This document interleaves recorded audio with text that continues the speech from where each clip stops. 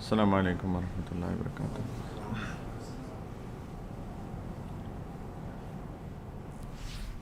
الحمد للہ وکفا والسلام علی عبادہ الذین اصطفى، اما بعد، اعوذ باللہ من الشیطان الرجیم، بسم اللہ الرحمن الرحیم۔ وما الحیاۃ الدنیا الا متاع الغرور، سبحان ربک رب العزۃ عما یصفون، وسلام علی المرسلین، والحمد للہ رب العالمین۔ اللہم صل علی سیدنا محمد وعلی آل سیدنا محمد وبارک وسلم۔ اللہم صل علی سیدنا محمد وعلی آل سیدنا محمد وبارک وسلم۔ اللہم صل علی سیدنا محمد وعلی آل سیدنا محمد وبارک وسلم۔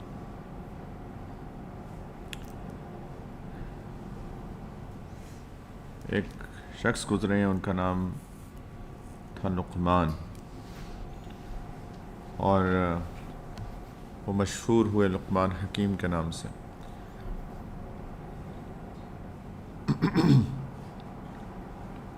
قرآن میں بھی ان کا تذکرہ ہے، پوری ایک سورت ہے سورت لقمان کے نام سے۔ حکیم حکمت سے نکلا ہے، اور حکمت کا مطلب ہوتا ہے کہ آپ کر رہے ہیں ابھی تک نہیں کیا؟ اچھا، حکمت ہوتا ہے کہ آپ موقع محل کی مناسبت سے لوگوں کے ساتھ کیسے ڈیل کرتے ہیں، سچویشن کو کیسے ہینڈل کرتے ہیں، اس صورتحال کو کیسے مینیج کرتے ہیں، اس کو حکمت کہتے ہیں۔ اور اللہ تعالیٰ نے قرآن کے اندر سنت کو بھی حکمت سے تعبیر کیا ہے۔ اللہ تعالیٰ نے جب نبی کریم علیہ السلام کی دنیا میں آنے کے مقاصد بیان فرمائے، تو اس میں اللہ تعالیٰ نے فرمایا کہ یتلو علیہم آیاتہ ویزکیہم ویعلمہم الکتاب والحکمہ، کہ نبی کریم صلی اللہ علیہ وسلم لوگوں کو قرآن کی آیات تلاوت کر کے بتاتے ہیں، ان کے نفوس کا تزکیہ فرماتے ہیں، ان کے اخلاق اچھے کرتے ہیں، اور ان کو کتاب اور حکمت کی تعلیم دیتے ہیں۔ اور یہاں پہ حکمت سے اکثر مفسرین نے سنت مراد دیا ہے، کہ کتاب اور سنت کی تعلیم دیتے ہیں، اس لیے کیونکہ سنت سے بڑی حکمت کوئی بھی نہیں ہے۔ اگر کسی کو ایک جامع لفظ کے اندر سمجھانا ہو کہ جی حکمت کیسے آئے، حکمت کے اعمال کیا ہیں، حکمت سے کیسے سچویشنز کو ڈیل کیا جائے، حکمت سے کیسے لوگوں کو ڈیل کیا جائے، تو ان کو ایک اگر لفظ میں بتانا ہو تو انہیں کہا جائے گا کہ سنت پہ عمل کرو۔ مسئلہ ہمارا یہ ہے کہ ہم سنت کو صرف داڑھی ٹوپی تک محدود رکھتے ہیں، جبکہ سنت زندگی کے ایک ایک عمل میں نبی کریم علیہ السلام کی سیرت کو سامنے رکھتے ہوئے جیسے انہوں نے معاملات کیے، اسی طریقے سے معاملات کرنے کو، یہ سب سنت میں شامل ہیں۔ تو سنت بہترین حکمت ہے کہ آپ کس دشمنوں سے کیسے بات کریں، کیسے معاملات کریں، دوستوں سے کیسے کریں، گھر والوں سے کیسے کریں، بیوی بچوں سے کیسے کریں، ساتھیوں کے ساتھ کیسے معاملات کریں، یہ ساری کی ساری جس طرح سنت میں نبی کریم علیہ السلام نے کیا، وہ یہی بہترین حکمت ہے، یہی بہترین طریقہ ہے۔ تو حکمت اصل میں بہترین طریقے کو کہتے ہیں کہ جس سے سچویشنز، حالات، معاملات، لوگ، ان کو زندگی کے اندر ان کے ساتھ ڈیل کیا جاتا ہے، ان کو ہینڈل کیا جاتا ہے۔ اور حکمت سے سارے معاملات سدھرتے ہیں۔ حکمت کے بغیر معاملات خراب ہوتے ہیں، حکمت کے ساتھ معاملات سدھرتے ہیں۔ اس لیے حکمت بہت بڑی نعمت ہے۔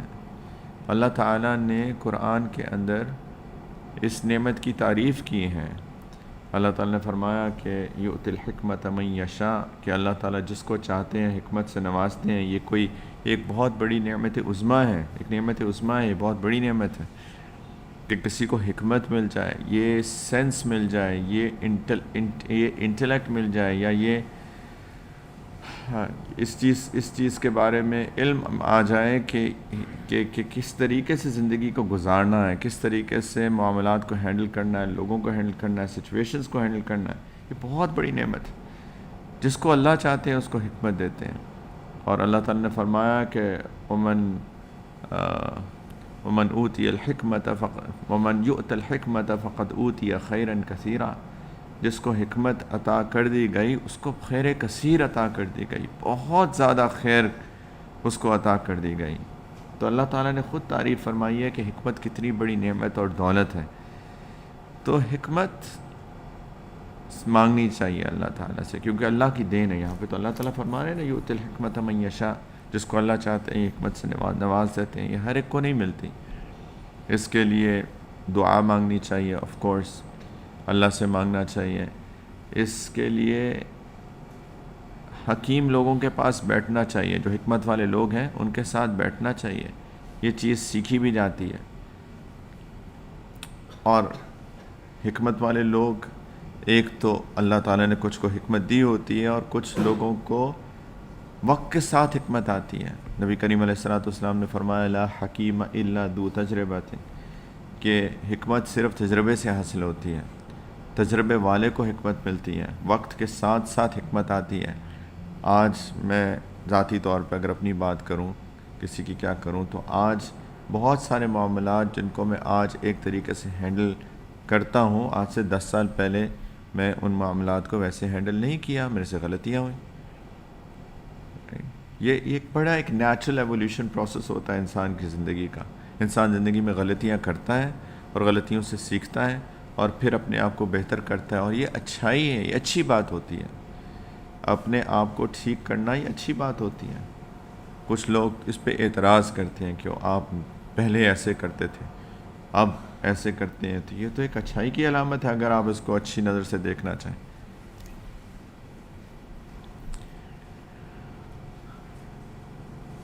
تو خیر، تو حکمت تجربے سے بھی آتی ہے، حکمت وقت کے ساتھ بھی آتی ہے، حکمت والے لوگوں کے ساتھ بیٹھ کے بھی آتی ہے، ان کی صحبت سے بھی آتی ہے، اور حکمت اللہ تعالیٰ کی دین ایک وہبی چیز بھی ہوتی ہے کہ اللہ کی طرف سے بطور انعام کسی کو اللہ تعالیٰ دے دیں حکمت۔ تو یہ بہت بڑی نعمت ہے، اسی سے زندگی میں سکون آتا ہے، حکمت کے ساتھ زندگی کے معاملات ٹھیک ہوتے ہیں حکمت کے ساتھ۔ تو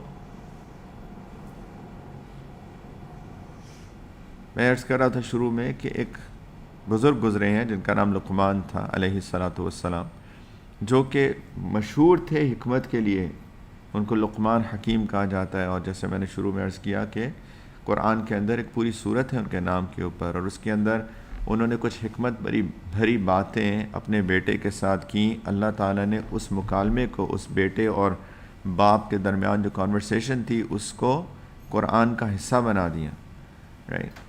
تو ان کے بارے میں اور بھی بہت ساری حکایات کتابوں میں ملتی ہیں۔ امام اس طرف آ جائیں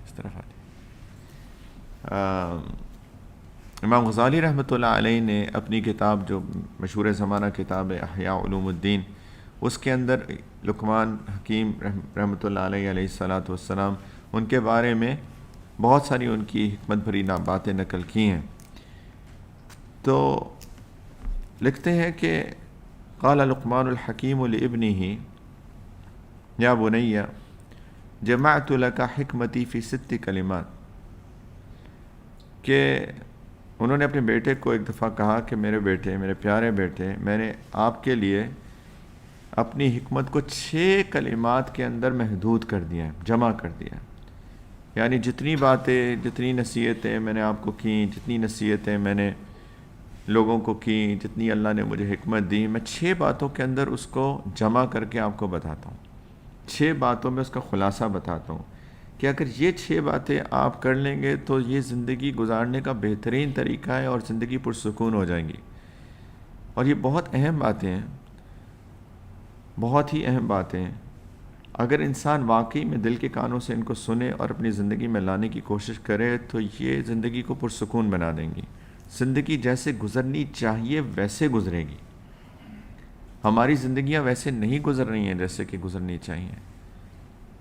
اس میں کوئی نہ مبالغہ کیا، نہ میں نے کوئی اس میں مغالطہ کیا، نہ کوئی ایگزیجریشن ہے، نہ ہی کوئی غلط بات ہے۔ ہماری زندگیاں ایسے نہیں گزر رہی جیسے کہ گزرنی چاہیے۔ تو زندگی کو جس طرح گزارنا چاہیے اس کو گزارنے کے لیے بہت بہترین 6 باتیں ہیں۔ اس کو ہم اگر دل کے کانوں سے سنیں اور عمل کی نیت سے سنیں اور واقعی میں اپنی سوچ کو اس کے مطابق بنانے کی کوشش کریں تو یقین جانے زندگی میں سکون آ جائے گا، ایک ٹھہراؤ آ جائے گا۔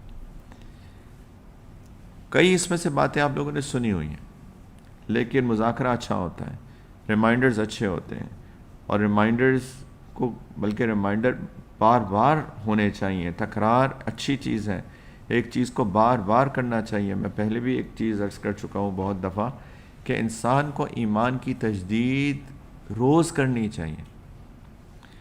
دا فیکٹ کہ میں اللہ کو مانتا ہوں، اللہ پہ ایمان ہے میرا کہ وہ وحدہ لا شریک ذات ہے اور میرے معبود ہیں، یہ میرا ایمان ہے، لیکن اس کی تکرار، اس کی تجدید روزانہ کا کام ہے۔ پتہ بھی نہیں چلتا اور ایمان فیڈ آؤٹ ہونا شروع ہو جاتا ہے، ایمان کمزور پڑنا شروع ہو جاتا ہے، ایمان کی کیفیات ختم ہونی شروع ہو جاتی ہیں اگر اس کی تجدید نہ کی جائے۔ یہ تو اللہ کا بہت کرم ہے کہ اللہ نے پہلی بات 5 وقت کی نماز روزانہ دی ہے، اتنا بڑا کرم ہے اللہ کا۔ اگر یہ 5 وقت کی نماز روزانہ نہ ہوتی تو پتہ نہیں ہمارا کیا بنتا۔ سیریسلی، آپ تو ہم سب کام کرتے ہیں، صبح جب کام پہ جاتے ہیں تو کام کے اندر بزی، بہت ہمارے ساتھی آ کے اس بات کی کو جاننے کی کوشش کرتے ہیں، سمجھنے کی کوشش کرتے ہیں کہ جی میں جاب پہ جاتا ہوں اور میں بالکل ایسا لگتا ہے میں غافل ہو گیا، میں بالکل ہیڈ لیس ہو گیا۔ تو یہ بڑا ایک نیچرل چیز ہے، آپ جب کام کے اندر مصروف ہوتے ہیں تو آپ ہیڈ لیس ہو جاتے ہیں، لیکن اللہ تعالیٰ نے اتنا کرم کیا کہ تھوڑی سی دیر کے بعد دوپہر ہوتی ہے اور اللہ تعالیٰ نے ایک ظہر کی نماز رکھ دی ہے۔ سب کام چھوڑو، آ جاؤ میرے بارگاہ میں، میری حضور میں نماز پڑھو۔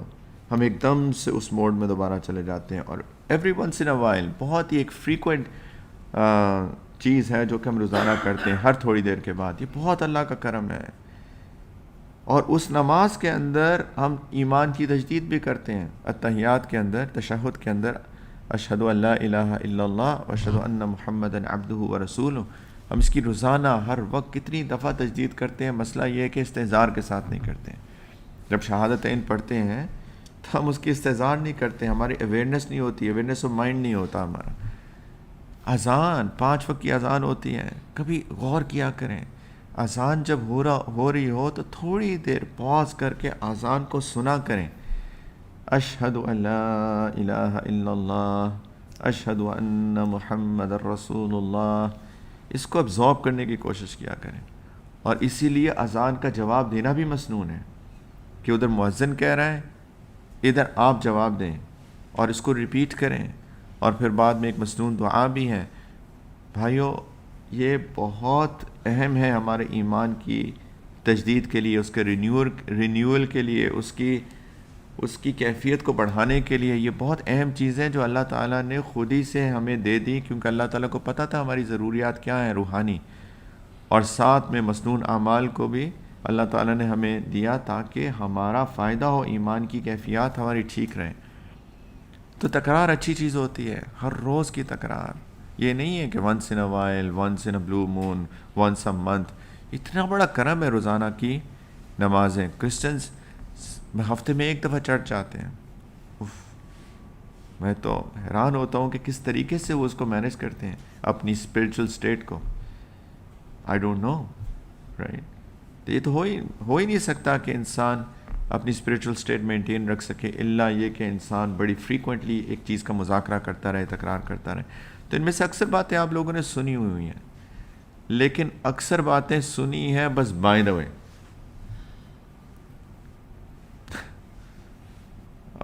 اتنی بائی دا وے ہوتی ہیں کہ اس کو ہم ایک گھسی پٹی چیز سمجھ لیتے ہیں۔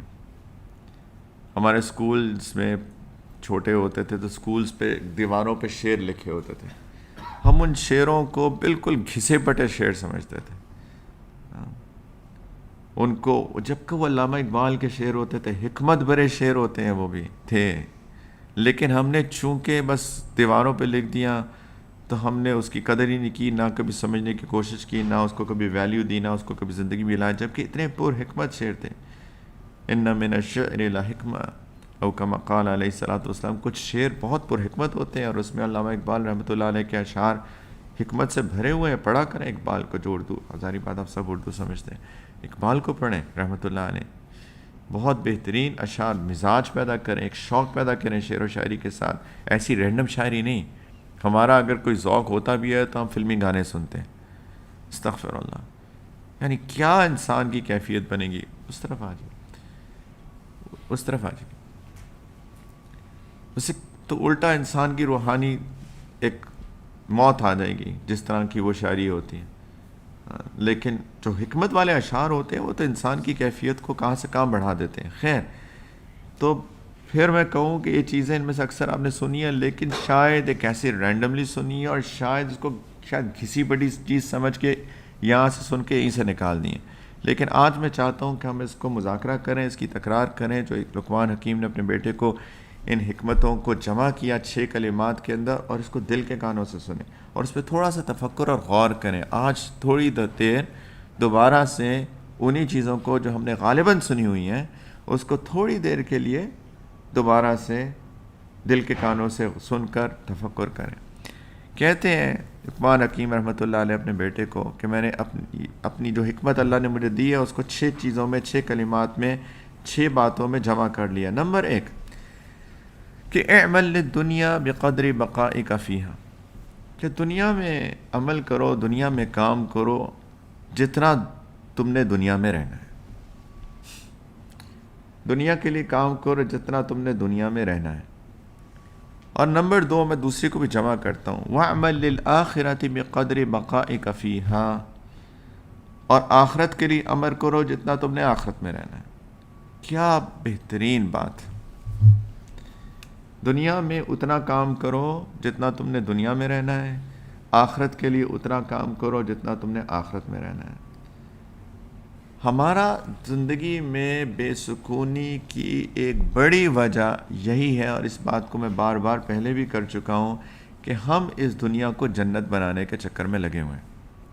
ہم سارے ہی، شاید میں بھی، اپنے آپ کو میں اس کو ایگزیمپٹ نہیں کر رہا، ہم سب اس دنیا کو جنت بنانے کے چکر میں لگے ہوئے ہیں. کھانا بہتر سے بہترین ہو جائے، لباس بہتر سے بہترین ہو جائے، گاڑی بہتر سے بہترین ہو جائے، گھر بہتر سے بہترین ہو جائے، ہر چیز یہاں سے وہاں چلی جائے. ہم نے اپنی زندگی میں دیکھا ہے پچھلے 30 سال 35 سال کے اندر ہم لوگ جو کھانے بچپن میں کھاتے تھے، جو سنیکس بچپن میں کھاتے تھے، ان 30-35 سالوں کے اندر وہ سنیکس، وہ کھانے، ان کی کوالٹی کہاں سے کہاں پہنچ گئی. isn't it؟ ہم لوگ جو چاکلیٹس کھاتے تھے بچپن میں، پہلی بات تو ترستے تھے. آنیسٹلی میں تو اپنی ذات کے بارے میں کہتا ہوں، ترستے تھے چاکلیٹ کھانے کے لیے، کیونکہ ایک ریئر کموڈٹی ہوتی تھی اس سینس میں کہ ایک مہنگی چیز تھی چاکلیٹ. اور پھر ہمارے والدین کے پاس اتنے پیسے نہیں ہوتے تھے کہ وہ ہمیں اتنا دیں کہ روزانہ جا کے ہم چاکلیٹس خرید کے لائیں اور کھائیں. اور جب کبھی چاکلیٹ ملتی تھی اس کی اتنی قدر ہوتی تھی کہ اس کا ایک بائٹ جو ہے نا ہم اس کو انجوائے کرتے تھے کہ ہاں یہ ہم چاکلیٹ کھا رہے ہیں. آج ہمارے یہ بچے، ان کو چاکلیٹ دو تو ایسے منہ بناتے ہیں، ابھی نہیں چاہیے مجھے. ان کو کہے نا لالچ، بیٹا نماز پڑھ لو چاکلیٹ ملے گی. اس کے لیے کچھ چیز ہی نہیں ہے چاکلیٹ. اچھا ملتی ہوگی، یہ تو کوئی بات نہ ہوئی، یہ تو کوئی بڑی چیز نہ ہوئی. تو یہ ایک ایولیوشن ہے ایکچولی، اگر ایولیوشن کہیں یا ڈیولیوشن کہیں، جو بھی کہیں اس کو، یعنی یا ایوالو ہوئی ہے، نیچے آئی ہے چیز کہ ایک کھانا اتنا عام ہو گیا. ایک سنیکس دیکھ لیں، چپس دیکھ لیں، بسکٹس دیکھ لیں، کوکیز دیکھ لیں، کینڈیز دیکھ لیں، سوڈاز دیکھ لیں. ہم یقین ہے سوڈا، پاکستان والے لوگ بوتل پلاؤں گا میں تمہیں، ہے نا. سبحان اللہ، کیا چیز ہوتی تھی بوتل پینا، ہے نا. اور آج کل کینز، ایسے فریج بھرے پڑے ہیں ہمارے کین سے، ایک کینز پانی کی طرح ملتی ہے بوتل، وہ سوڈا. تو یہ ساری کی ساری چیزیں یہاں سے یہاں ہو گئی. کیوں اتنی محنت ہوئی ہے، اتنی ایک ریئر کموڈٹی، ایک کامن کموڈٹی بن گئی، ریئر نہیں رہی ہے. اسی لیے اس کی پرائس جو پہلے مثال کے طور پہ ہو سکتا ہے کہ آج کل کے بارے میں بات کریں کہ 10 درہم تھی تو آج وہ 1 درہم کی ہو گئی ہے، کیونکہ اتنی کامن چیز ہو گئی ہے. جو چیز اس کی ڈیمانڈ سپلائی بہت زیادہ ہو جاتی ہے، پرائس ڈیفینیٹلی نیچے کم آ جاتی ہے. اس وقت اتنی ریئر تھی، آج اتنی کامن ہو چکی ہے. اتنی محنت کی انسان نے کھانے کے اوپر کہ کھانا کیونکہ ہر بندے کی خواہش ہے کہ کھانا بہتر سے بہترین ہو جائے. باربیکیو کھانا، مہمان آتے تھے نا تو مرغی بنتی تھی. ہمارے بچپن میں مہمان آتا تھا تو مرغی بنتی تھی. آج کل ہم مرغی رکھ دیں آپ کو، اس میں باربیکیو رکھ دیں، آپ روسٹ رکھ دیں، آپ سالن رکھ دیں مرغی کو، اس میں منہ بناتے ہیں ہمارے بچے. برگر کھانا ہے یا صرف چپس کھانے، عجیب. تو انسان کھانے کے بارے میں، کپڑے کے بارے میں دیکھ لیں، گھروں کے بارے میں دیکھ لیں، گاڑیاں دیکھ لیں. میں پاکستان جاتا ہوں تو میں حیران ہو جاتا ہوں کہ ہمارے بچپن میں وہ گاڑیاں جو کبھی کہیں نظر آتی تھی، بڑی گاڑی تو کہیں نظر ہی نہیں آتی تھی. وہ چھوٹی، وہ ٹین کے ڈبے والی ایک گاڑی ہوتی تھی جس کو مکہ مارے تو اس کی چھت نیچے بیٹھ جاتی تھی. سیریسلی. اور خوش ہوتے تھے. اے سی بھی نہیں ہوتا تھا. ایک چھوٹی سی گاڑی کے اندر 800 سی سی کے اندر 8 بندے لد کے جاتے تھے اور خوشی جاتے تھے. آج تو بڑی گاڑی، 1300 سی سی کی گاڑی، 1800 سی سی کی گاڑی میں پیچھے والی سیٹ میں ایک بندہ اکیلا بیٹھا ہوتا ہے، کہتے ہیں کہ بہت تنگی ہو رہی ہے. یہ ہم ہی ہیں. میں اپنی بات بھی کر رہا ہوں. انسان بہتر سے بہترین کی تلاش میں چلا گیا. اس میں ہوا کیا؟ بے سکونی ہو گئی. اس وقت سکون تھا چھوٹی سی گاڑی میں، آج بڑی گاڑی میں بھی سکون نہیں ملتا، کیونکہ عادتیں خراب ہو چکی ہیں. اور عادتیں اس لیے خراب ہوئی ہیں کہ میں ہمیشہ یہاں سے یہاں جانے کی کوشش کروں. جتنی مجھے پہلی تنخواہ تھی 8,250 روپے تنخواہ تھی میری پہلی جاب کی، جو میں نے تھوڑی سی پاکستان میں جاب کی تھی 1.5 سال. 8,250 روپے. آج 8,250 روپے تو کوئی گھر کا ملازم بھی نہیں لیتا جو کام کرتا صفائی صرف، اور کوئی کام نہیں ہے اس کو، وہ بھی نہیں لیتا. وہ بھی 5 فگر سیلری ہوتی ہے اس کی کم از کم یا زیادہ. کیوں انسان آگے بڑھتا گیا؟ یہ بے سکونی کا سبب ہے میرے بھائیوں. کہنے کا یہ مطلب ہے میرا، کھانا انسان کی ضروریات کیا ہے؟ نمبر 1 کھانا، رائٹ، کھانے کے بغیر مر جائے گا. دوسری کھانا پینا ایک ہی چیز ہے. ہاں، رہنا، چھت چاہیے انسان کو، سڑک پہ نہیں رہ سکتا انسان، چھت چاہیے، گھر. تیسری لباس، انسان بے لباس نہیں رہ سکتا. آج کل کے لوگ سمجھتے ہیں رہ سکتے ہیں، لیکن انسان نہیں رہ سکتا. جانور رہ سکتا ہے. یہ جانور پن ہے لباس اتار کے پھرنا، انسانیت نہیں ہے. انسان نہیں رہ سکتا بے لباس. یہ 3 بیسک ضروریات ہیں.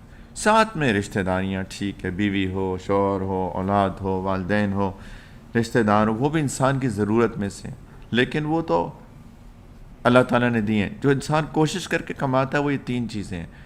آپ ان چیزوں کا تھوڑا سی دیر تھوڑا سا تفکر کریں میرے بھائیوں. کھانا انسان، یقین جانے، کامن کھانے کیا کہتے ہیں آج؟ دال روٹی، رائٹ، روٹی دال. انسان کا پیٹ بھر جاتا ہے. 2 وقت کھانے سے انسان کا پیٹ بھر جاتا ہے. کھانا کوئی ایسی چیز ہے ہی نہیں جس پہ انسان فکر کرے. یقین جانے اللہ نے سب کا رزق لکھا ہوا ہے، سب کو ملتا ہے. ہم بے سکون اس لیے ہوتے ہیں کیونکہ ہم نے دال روٹی نہیں کھانی. ہم نے کھانے ہیں باربیکیوز، ہم نے کھانے ہیں پیٹزاز، ہم نے کھانے ہیں کیوں بچوں کیا کھانا ہے؟ ہاں، کچھ نہیں کھانا. کیا کھانا ہے؟ بولو. برگرز، کس چیز کے؟ ہاٹ ڈاگس ہے نا. وہ تو نام سے ہی چھیڑ آتی ہے، ہاٹ ڈاگ. آپ کھائیں، آپ کو مبارک ہو بھائیو، ہاٹ ڈاگ. استغفر اللہ. خیر،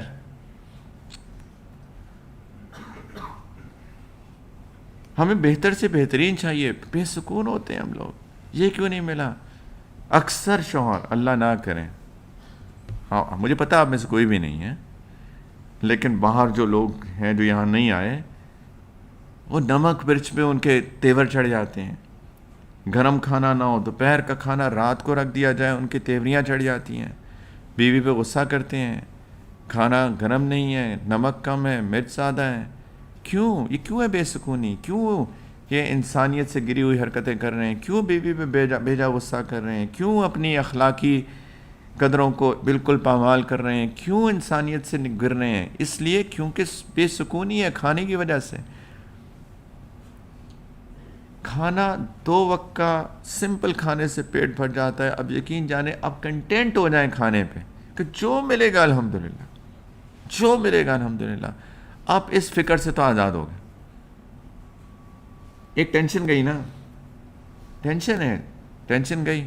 دوسرا، پہننے، میرے سامنے مرد بیٹھے ہیں بھائی، 2 لباس، ایک دھوئیں ایک پہنے بہت ہے، لیکن صاف پہنے پلیز، ایسا نہ ہو کہ کسی کو گندے پہننا شروع کر دیں۔ صفائی تو دین کا حصہ ہے، صاف ستھرے، خوشبو لگے ہوئے، پریزنٹیبل ہر مسلمان کو ہونا چاہیے۔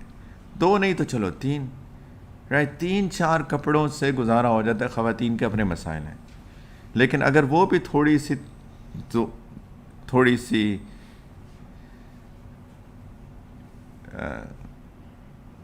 کیا میں الفاظ استعمال کروں، تھوڑا سا اگر کنٹینٹ ہو جائیں، میں ان کی بات کروں، ان کے پاس نہیں ہے، جن کو اللہ نے دیا ان کو اللہ نے دیا، آپ کو مبارک ہو، آپ کو 10 آپ کو 20 لباس مبارک ہو اگر اللہ نے آپ کو بہت دیا ہے۔ میں کہہ رہا ہوں ان لوگوں کے بارے میں جو پریشان ہیں، پیسہ نہیں ہے، میری سیلری کم ہے، 2 لباس 3 لباس، آپ کا سکون آ جائے گا۔ گھر ایک چھت چاہیے، یقین جانے ایک اسٹوڈیو سے انسان کی زندگی ہو جاتی ہے، الا یہ کہ آپ کی فیملی ہو، میاں بیوی بچے ہوں، ظاہری بات ہے، پرائیویسی چاہیے ہوتی ہے۔ 2 کمرے ہوں، اس میں گزارا ہو جاتا ہے۔ ہم چاہتے ہیں محل، 2 سے 3 کمرے، 3 سے 4 کمرے، 4 سے 8 کمرے، اس جگہ سے اس جگہ پہ گھر، اس جگہ سے اس جگہ پہ گھر۔ یہ محلہ اب ٹھیک نہیں رہا، مجھے پوش علاقے میں چاہیے، یہاں پہ میرا سٹیٹس نہیں ہے۔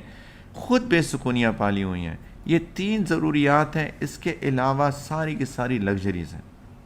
Every thing is a luxury. گاڑی ضرورت ہے انسان کی، گاڑی ضرورت ہے، میں مانتا ہوں گاڑی ضرورت ہے، لیکن گاڑی بھی جتنی اللہ نے آپ کو استطاعت دی ہے اتنی گاڑی آپ لے لیں۔ ہم بے سکونی ہوتی ہیں، ہم دیکھتے ہیں یار یہ تو لینڈ کروزر چلاتا ہے اور میں چلا رہا ہوں کوئی چھوٹی سی گاڑی کا نام بتا۔ ہاں، نسان سنی، سو کر دیں گے نسان سنی والے آپ کو، چھوٹی کہہ دیا ان کی گاڑی۔ میں چلاتا ہوں چھوٹی گاڑی، یہ چلاتا ہے لینڈ کروزر۔ میری لینڈ کروزر ہونا چاہیے 4x4 SUV۔ یہ ہمارے اپنے پالے ہوئے مسائل ہیں، اور اس کے اوپر ساری زندگی ہم لوگ پریشان رہتے ہیں۔ اکثر لوگ اس پہ پریشان ہیں۔ وہ کہہ رہے ہیں کہ دنیا کتنی زندگی رہ لو گے میرے بھائی۔ اچھا، تھوڑی دیر کے لیے اس کو ہم پاز کرتے ہیں۔ ایک بندے کو ایزیوم کرتے ہیں اس بندے کے پاس بہت مال ہے، بہت مال ہے اس کے پاس، وہ لاکھوں کماتا ہے مہینے کے، درہمز کی بات کروں، لاکھوں کماتا ہے، اس کے پاس 10 گاڑیاں ہیں، گھر اس کا ہے بہترین، سب سے بہترین جگہ کے اوپر، اس کے پاس 10 بیڈ روم، ایک کوئی بہت بڑا مینشن ہے۔ تو کیا کرے گا ان 10 گاڑیوں کو؟ ایک پہ بیٹھے گا، ایک کو کھائے گا، ایک وقت میں ایک ہی پہ بیٹھے گا نا۔ اس اتنے بڑے گھر کو کیا کر لے گا؟ ایک ہی کمرے میں رہے گا نا، اس میں بھی ایک کمرے میں رہے گا، کتنے کھانے کھا لے گا ایک وقت میں؟ پیٹ تو اتنا سا ہے، بھر لے گا جتنا، کتنا نکال لے گا اتنا زیادہ، چلو پھر کیا کرے گا؟ وہاں پہ بھی لمٹ ہے۔ جتنا مرضی ہو جائے میرے بھائیوں، ہماری خواہشات کی بھی ایک لمٹ ہے، اس سے زیادہ آپ کچھ بھی نہیں کر سکتے۔ وہ بس خوش ہوتا ہے دیکھ دیکھ کے، میرا بینک بیلنس جو ہے وہ 10 ملین سے 20 ملین ہو گیا، اور 50 ہو گیا، اور 1 بلین ہو گیا، اور یہ بس وہ خوش ہوتا رہتا ہے، اس سے وہ فائدہ نہیں اٹھا رہا، بلکہ بہت پریشان، اور بھی پریشان ہے اس کی وجہ سے۔ اللہ تعالیٰ جتنا بھی دے دیں، خواہشات کی لمٹ تو کوئی میں نہیں ہے۔ ہزاروں خواہشیں ایسی کہ ہر خواہش پہ دم نکلے، بہت نکلے میرے ارماں، لیکن پھر بھی کم نکلے۔ خواہشات کی کیا لمٹ ہے؟ لیکن خواہشات ہوتی ہیں، ایک وش لسٹ ہے انسان کی، انسان جتنا مرضی کر لے وہ لمیٹڈ، اس خواہشات کو ایک وقت میں لمیٹڈ پورا بھی کر سکتا ہے، اور اگر پوری ساری خواہشات کو پورا کرنا چاہیے تو اس کے لیے عمر چاہیے۔ میری عمر تقریباً 50 سال ہونے لگی ہے، یا ہو گئی ہے، اسلامی لحاظ سے دیکھیں کتنا جی لوں گا میں. اور اگر سنت میں جائیں تو نبی کریم علیہ الصلوۃ والسلام نے فرمایا کہ میری امت کی عمر، اس امت کی عمر 60 اور 70 کے درمیان ہے. نبی کریم صلی اللہ علیہ وسلم کا ارشاد ہے کہ میری امت کی جو ایوریج ایج ہے وہ بٹوین 60 اینڈ 70 ہے. چلو اس کا میں ٹاپ اینڈ لے لیتا ہوں 70، اس ایزیوم کر رہے ہیں. بچہ اور کتنا جی لوں گا؟ 20 سال اور جی لوں گا. پھر تو جانا ہی ہے نا دنیا سے. تو اگر میری خواہشات، میری وش لسٹ اتنی لمبی ہے اور میرا اللہ نے ریسورسز بھی دیے ہیں تو یہ کر لی پوری، یہ کر لی، یہ کر لی، یہ کر لی، یہ کر لی، ایک دم عمر ختم. عمر ختم. یہ دنیا وش لسٹ پوری کرنے کے لیے اللہ نے بنائی نہیں ہے میرے بھائیوں. اور اس میں پریشان ہوتا رہا کہ میری وشز پوری نہیں ہو رہی، یا ریسورسز نہیں ہے، اور ریسورسز ہیں تو عمر نہیں ہے. دونوں میں سے ایک ٹسل چل رہی ہے انسان کی. سمجھانا یہ چاہ رہا ہوں میرے بھائیوں، یہ دنیا اس لیے اللہ نے بنائی ہی نہیں ہے کہ اس کے اندر اپنی خواہشات کو پورا کیا جائے. یہ انسان کو بے سکون کر رہی ہے. جو زندگی اللہ نے دی بھی ہے تھوڑی سی، وہ بھی سکون سے نہیں گزر رہی، کیونکہ انسان اس دنیا کو جنت بنانے میں لگ گیا ہے. اس نے ایک وش لسٹ بنا لی ہے اور اس وش لسٹ کے پیچھے بھاگ رہا ہے، اس کے پیچھے محنت کر رہا ہے. کھانوں کو یہاں سے وہاں پہنچا لیا، لباس کو یہاں سے یہاں پہنچا لیا، گاڑیوں کو یہاں سے یہاں پہنچا لیا، گھروں کو یہاں سے یہاں پہنچا لیا، اس کی ڈیکوریشن، اس کی یہ، اس کی فلاں، اس کی ٹمکا، بس اسی میں لگا ہوا ہے. اور پھر بھی سکون میں نہیں ہے، کیونکہ اس ریسورسز کے پیچھے، ان کی تلاش کے پیچھے سر مارا پھرتا ہے. اور اگر مل جاتی ہے بالآخر تو زندگی ختم ہو جاتی ہے. وہ شداد نے بھی بنائی تھی نا جنت اپنی، کہتا میں اپنی جنت بناؤں گا. اور جب جنت بنا لی سالوں کی محنت کے بعد، تو جب وہ جانے لگا تو اللہ نے اس کو کھینچ لیا، اللہ نے اس کو موت دے دی. یہ انسان کتنے لوگوں کے بارے میں سنا کہ ساری عمر اپنے ایک ڈریم ہاؤس کے لیے محنت کرتے رہے، لٹرلی بنایا بالآخر 60-65 سال کی عمر میں. یعنی لٹرلی میں نے خود سے یہ باتیں سنی ہیں ان لوگوں کے بارے میں جن کا ساتھ ایسا ہوا ہے. یہ ایسی کہانیاں نہیں ہیں اخبار میں آئی ہوئی یا کسی میگزین میں چھپی ہوئی. وہ لوگ گئے گھر میں 2-3 مہینے کے بعد اس کا انتقال ہو گیا، ختم. ساری عمر پریشان رہا اسے گھر بنانے کے چکر میں، اور اللہ نے عمر ختم کر دی. میرے بھائیوں پلیز اس بات کو سمجھیں.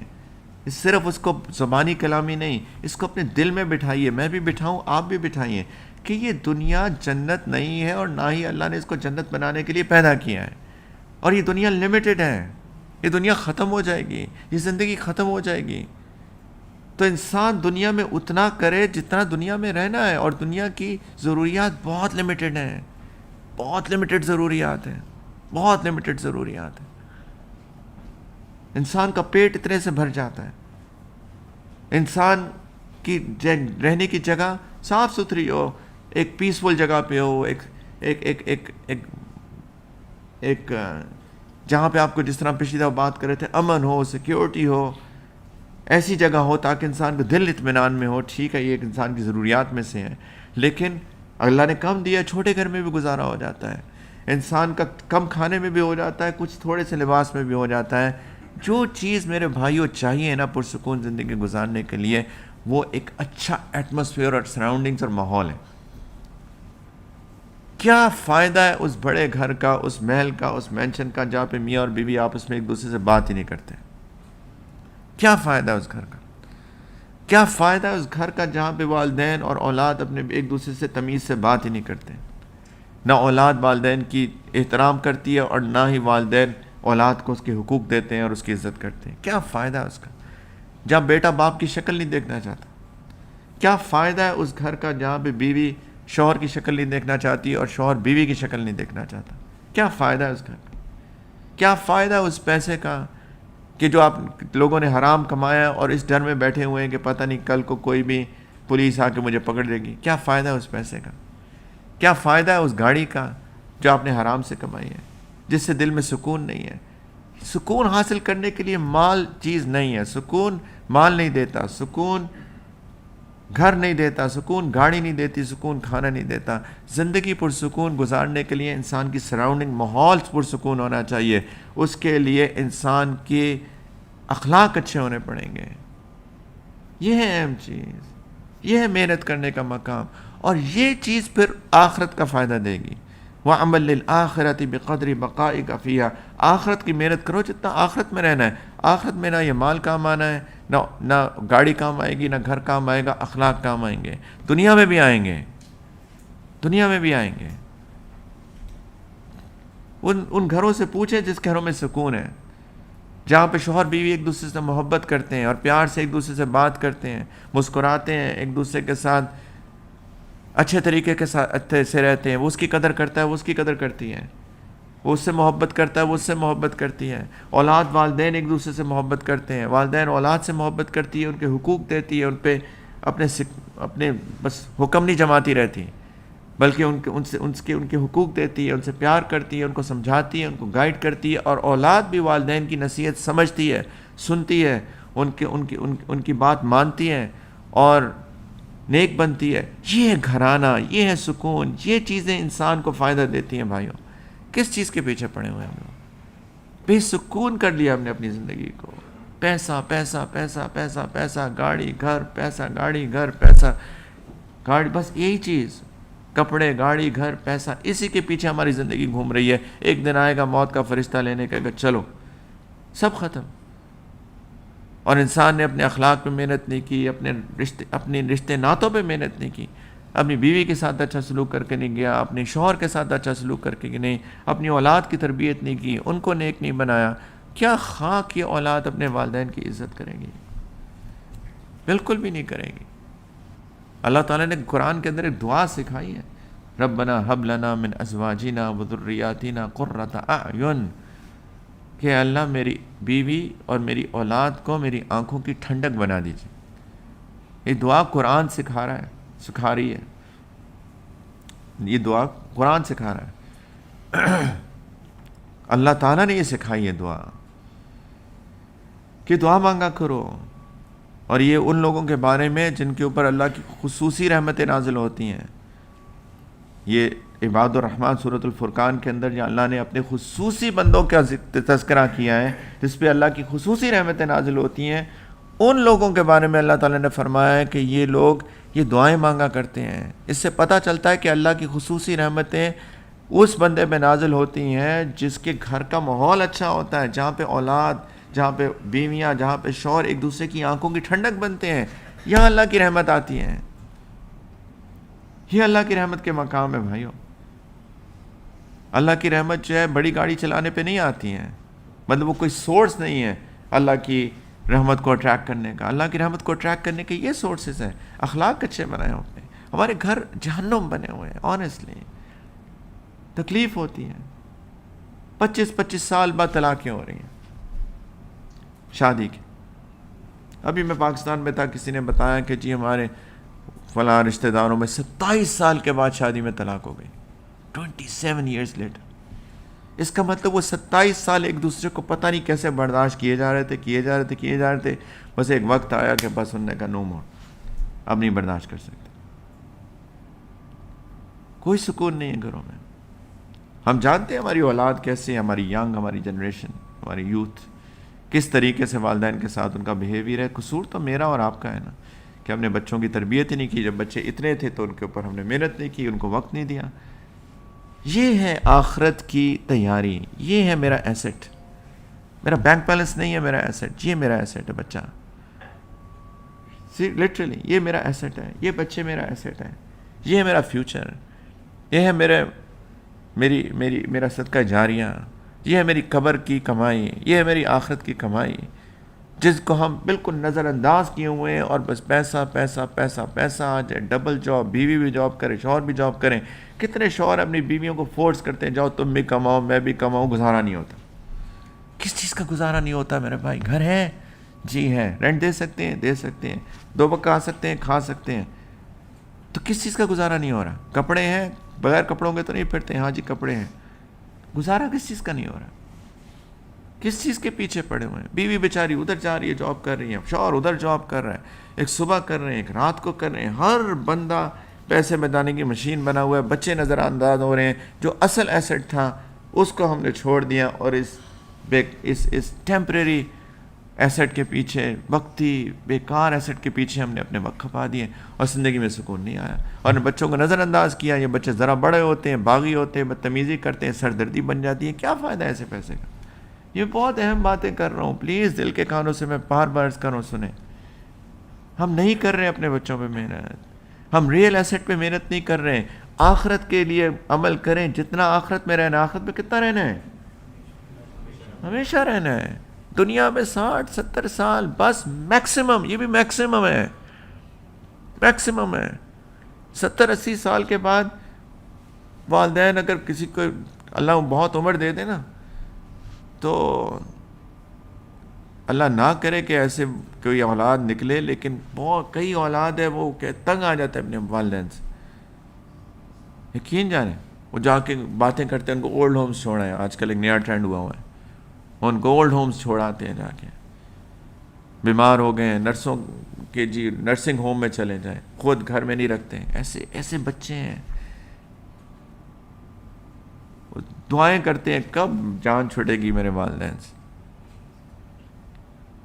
استغفر اللہ. یہ والدین، ان کی پریزنس ہمارے نزدیک، ہمارے ارد گرد، یہ باعث برکت ہے. کتنی بڑی برکت ہے کہ میرے والدین میں سے کوئی حیات جو میرے لیے دعا کر رہا ہے. کوئی تو ہے جو اخلاص کے ساتھ دعا کرتا ہے، کوئی تو ہے. وہ ایک ہی ذات ہے، وہ ماں ہے جو اخلاص، یا باپ ہے، اخلاص سے دعا کرتی ہے اپنے بچے کے لیے، اخلاص کے ساتھ. آپ سے کہو نا دعا کریں، اللہ کرے آپ مخلص ہو میرے ساتھ. لیکن پتہ نہیں کریں کہ نہیں، رسمی کریں. اچھا جی دو رسم، پتہ نہیں کبھی تہجد میں میرے لیے دعا رو کے دعا کی ہے کسی نے کہ نہیں کی. اللہ کرے کوئی نکلا ہو ایسا. لیکن مجھے اخلاص سے دعا کرتی ہے نا، وہ ماں ہوتی ہے. جیسی مرضی ڈانٹے گی آپ کو، برا بھلا بھی کبھی کبھی کہہ دیتی ہیں، کیا یہ تم ایسے تم ویسے، لیکن پھر بعد میں خود ہی جو ہے ہاتھ اٹھا کے اس کے لیے دعا کرتی ہے، اس بچے کے لیے اپنے، جب اس طرح غصہ ٹھنڈا ہوتا ہے. کیا اللہ نے نعمت دی ہے والدین. اور ایسی اولاد ہے جو اپنے والدین کو جب بوڑھے ہو جاتے ہیں تو کہتے ہیں جان چھٹے.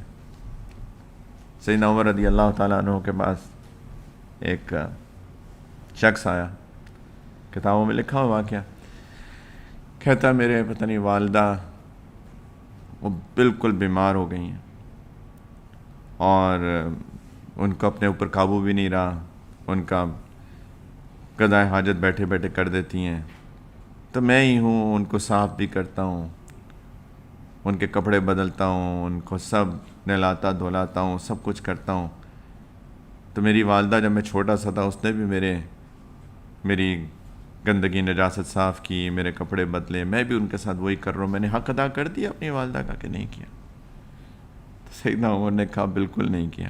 میں کہا کیوں؟ انہوں نے کہا جب تمہاری ماں تمہاری نجاست صاف کر کے کپڑے بدلتی تھی نا، تو کتنے پیار سے کرتی تھی، ذرا اس کو کراہت نہیں آتی تھی، بالکل کراہت نہیں آتی تھی. صاف کرتی تھی، تمہیں نہلاتی تھی، نئے کپڑے پہناتی تھی، تمہیں خوشبو لگاتی تھی، پھر گلے سے لگاتی تھی، اور تمہاری زندگی کی دعائیں کرتی تھی، اللہ بچے کو زندگی دے. اور تم جب یہ کرتے ہو نا، ساتھ میں تمہارا دل کوڑا ہوتا ہے، اچھا میں اپنی والدہ کی نجاست صاف کروں، تمہیں گھن آ رہی ہوتی ہے اس سے، اور تمہارے دل میں یہ نہیں ہوتا اللہ یہ اسی حالت میں اس کو اور 100 سال زندہ رکھ. وہ تو کہتی تھی میرا پتر جیے 1000 سال، اور ہر سال کی عمر ہو 50,000. وہ تو یہ دعائیں کرتی تھی. تم تو کہتے ہو کہ پتہ نہیں کتنا میں اس کو اتنا برداشت کروں گا. کہاں حق ادا کیا تم؟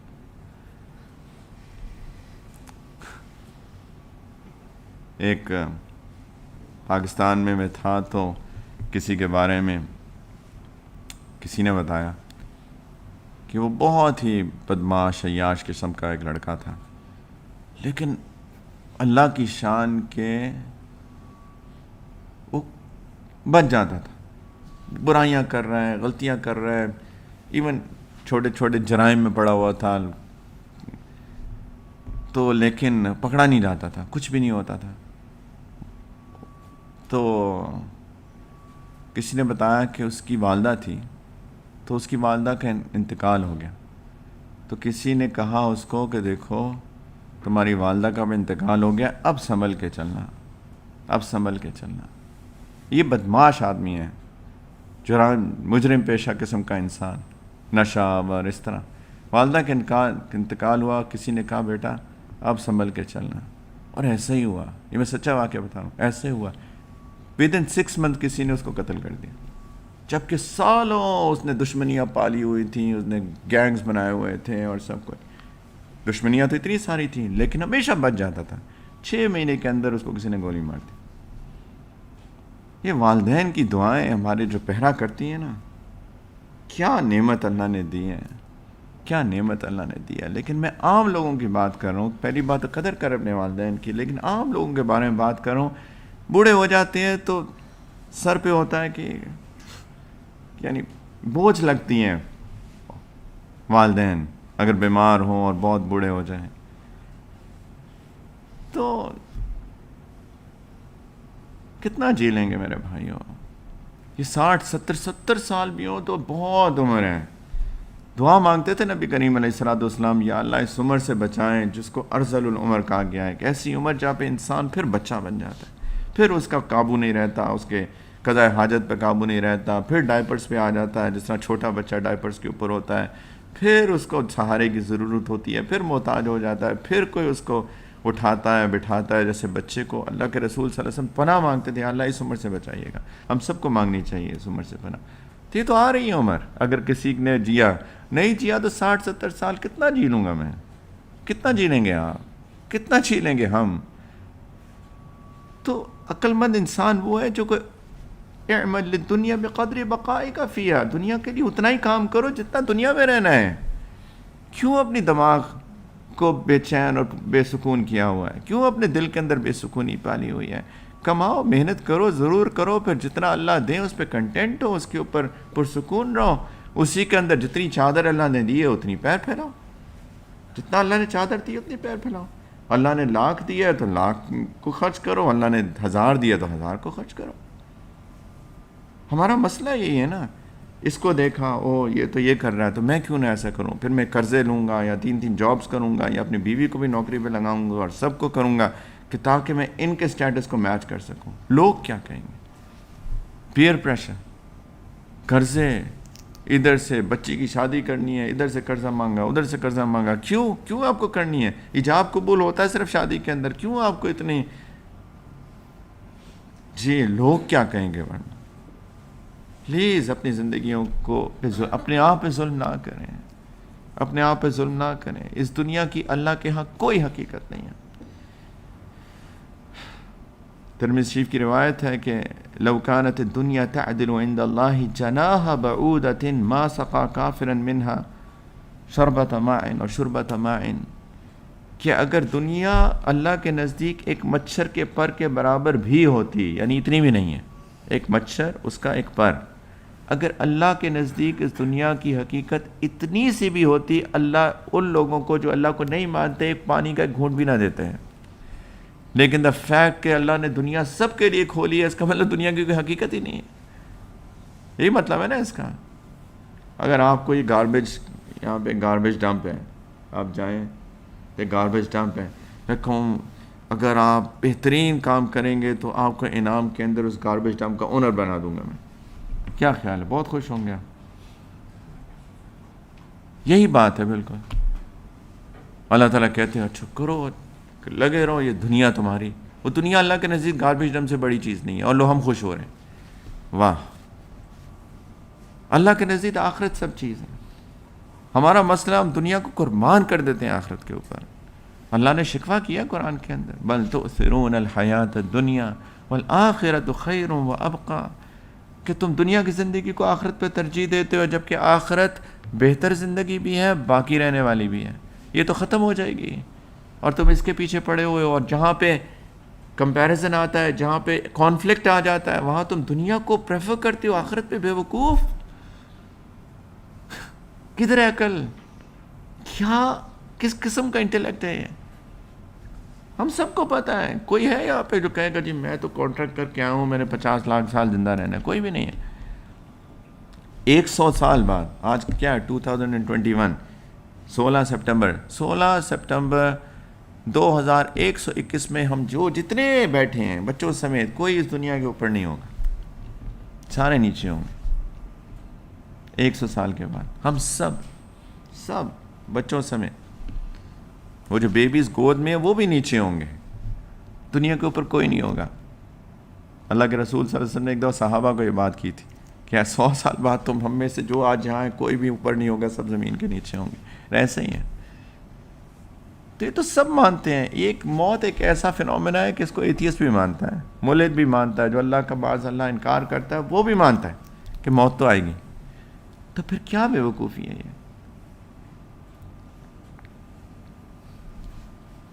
دنیا آخرت کے مقابلے میں نبی حدیث سے ہی نبی کریم صلی اللہ علیہ وسلم نے فرمایا کہ مد دنیا فی الآخرۃ الا مثل ما یجعل احدکم اصبعہ فی الیم فلینظر بماذا ترجع. کہ دیکھو تم اگر ایک سمندر ہے, انگلی کو ڈالو نکالو تو جو انگلی پہ پانی لگتا ہے وہ سمندر کے مقابلے میں کتنا ہے؟ کچھ بھی نہیں ہے نا, گیلی ہوتی ہے بس ہلکا سا پانی. کیا نکلتا ہے سمندر سے؟ کچھ بھی نہیں. اسی طرح ہے یہ دنیا ہے وہ آخرت.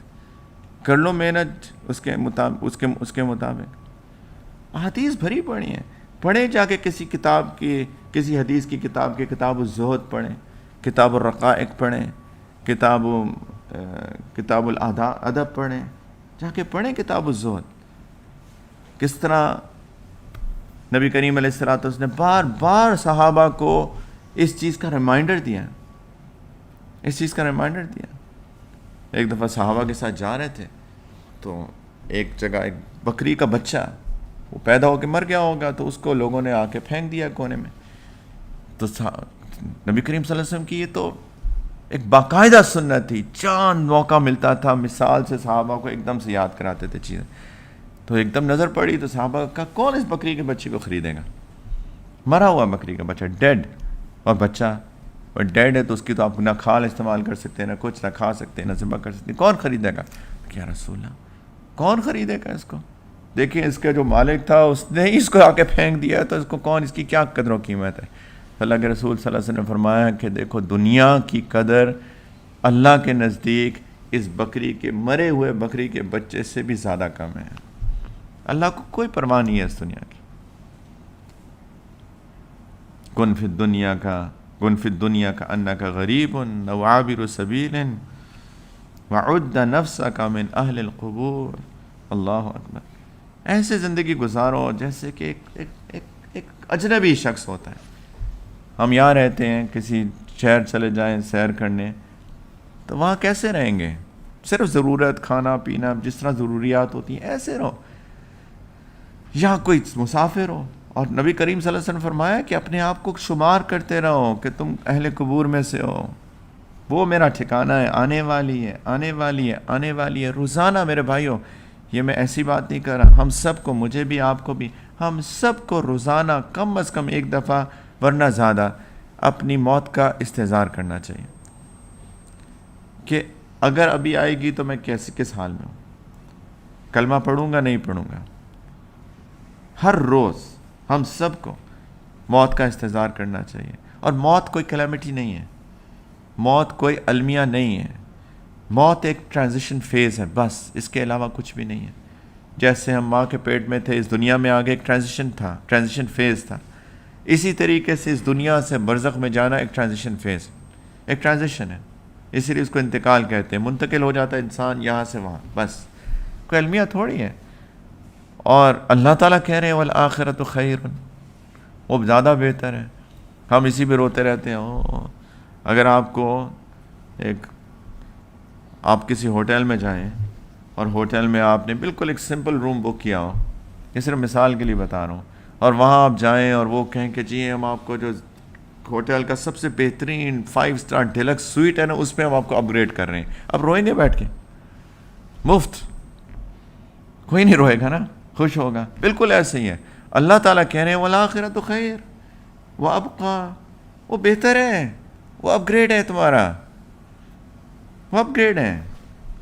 یہ دنیا تو یہ لوور کلاس ہے, وہ فرسٹ کلاس ہے. لٹرلی. اس لیے دنیا ہے بالکل ایک نیچی جگہ ہے، وہ ہے بہتر.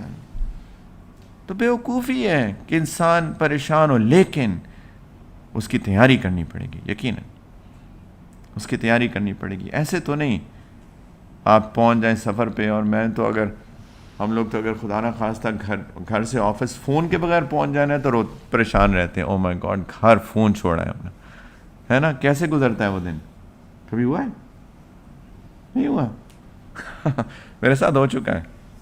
وہ لگتا ہے کہ شاید دل چھوڑا ہے، یا پھر آنکھ چھوڑا ہے، یا پھر کوئی ہاتھ چھوڑا ہے، اپنا بازو چھوڑا ہے. ایسے ہی لگتا ہے نا، ہینڈی کیپڈ فیل ہوتے ہیں. ایسے ہی ہے.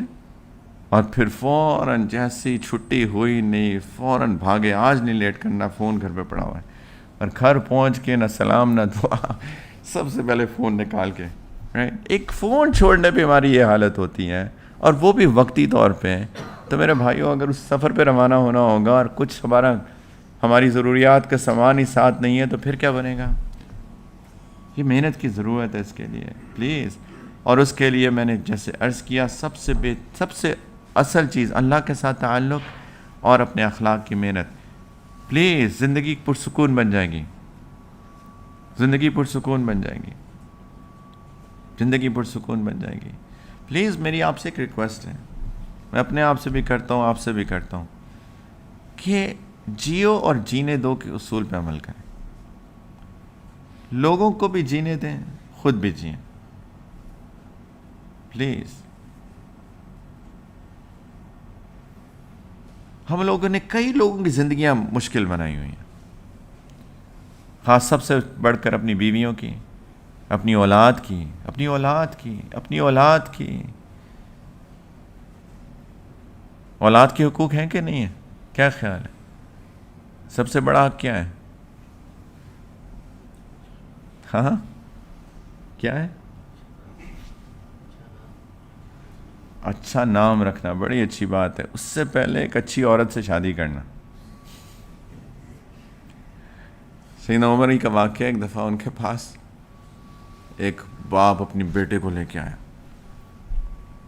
اور غصے میں اس نے کہا کہ یہ میرا بیٹا ہے، یہ باغی ہو گیا، بدتمیزی کرتا ہے میرے ساتھ، بے ادب ہے.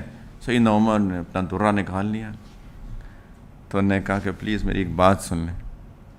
نے کہا کہ اولاد کا حق ہے؟ بیٹے نے کہا اولاد کا حق ہے. کیا حق ہے؟ انہوں نے کہا سب سے پہلا حق ہے کہ نیک عورت سے شادی کریں. دوسرا حق ہے کہ اس کو اچھا نام دیں. جی انہوں نے کہا اچھا نام دیں. تیسرا ہے کہ اس کو اچھی تربیت کریں. کسی اور نے کہا. تو انہوں نے کہا کہ یہ میرا باپ ہے، اس نے ایک بالکل ان پڑھ بدو سے شادی کی ہے،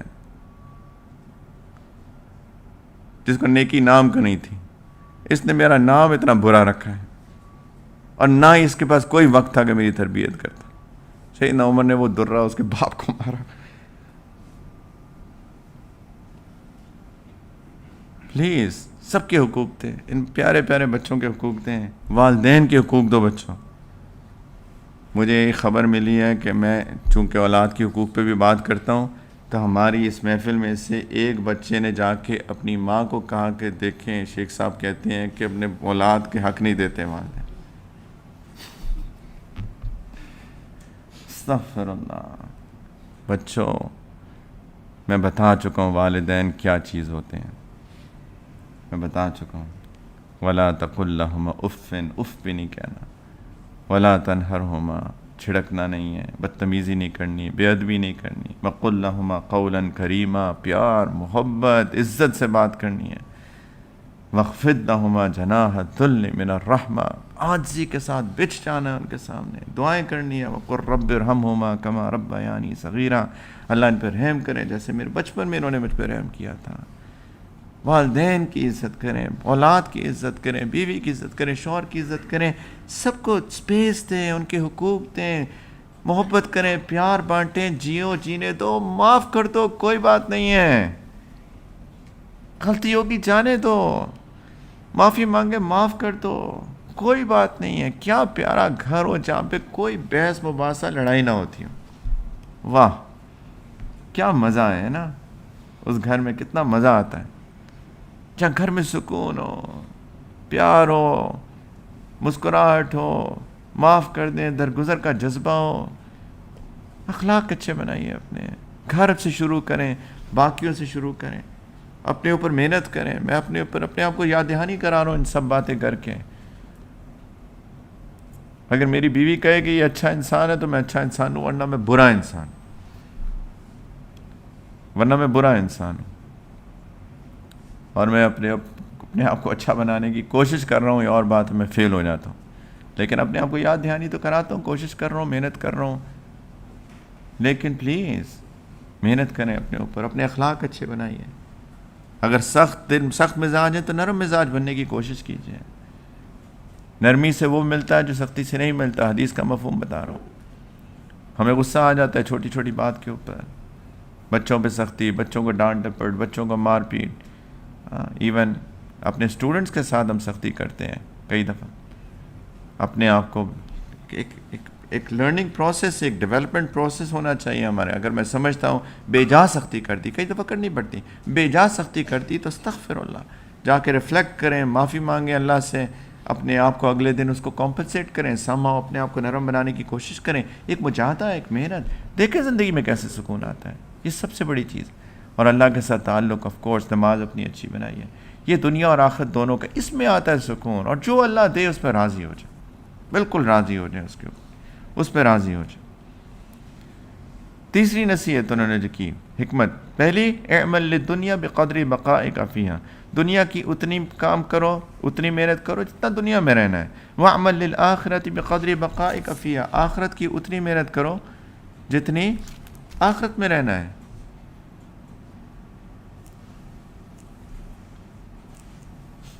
ایک واقعہ یاد آ گیا. ایک شیخ تھے،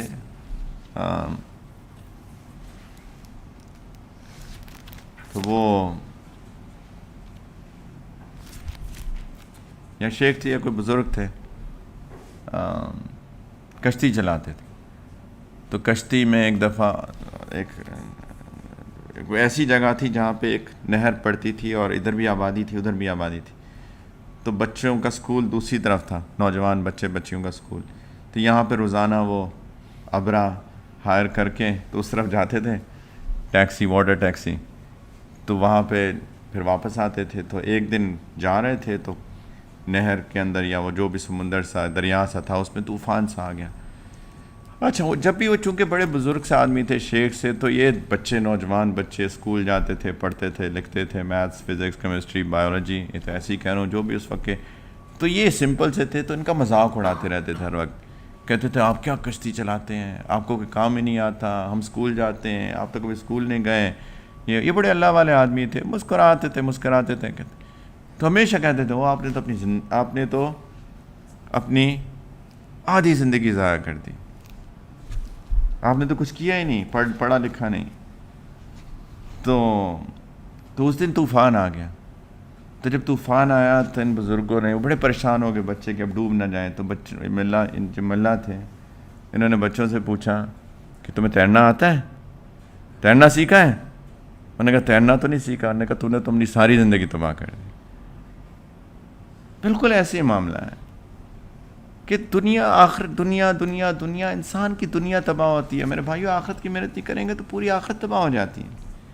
تو وَاعْمَلْ لِلْآخِرَةِ بِقَدْرِ بَقَائِكَ فِيهَا وَاعْمَلْ لِلَّهِ بِقَدْرِ حَاجَتِكَ إِلَيْهِ. سبحان اللہ. اللہ کے لیے اتنا کرو، اتنے اعمال کرو للہ جتنی تمہیں اللہ کی حاجت ہے. میں کیا سے بات کروں، 10:30 ہو گئے. اس پہ بات کرنا شروع کر دوں تو صبح کے 10:30 ہو جائیں گے. اللہ کے لیے وہ کرو، اتنا کرو اللہ کے لیے. اور بہت اعمال ہیں، لیکن اللہ کے لیے کرو جتنی اللہ کی حاجت ہے. تم کو کتنی حاجت ہے؟ ہاں، بہت زیادہ، بہت زیادہ ہے. یہ تو بڑا چھوٹا سا لفظ استعمال کیا انہوں نے. اللہ کے بغیر تو میرے بھائی سانس بھی نہیں آتا. اللہ ہی کی حاجت، جزاک اللہ ہی کی تو حاجت ہے، بہت نہیں ہے، اللہ ہی کی حاجت ہے. میں اپنے ساتھیوں کو بتا رہا تھا ابھی کل پرسوں کہ 2004 میں مدینہ منورہ میں تھا، عید کا دن تھا. تو عید کی نماز پڑھ کے میں نے سوچا کہ حاضری دیتے ہوئے جاؤں نبی کریم صلی اللہ علیہ وسلم کو.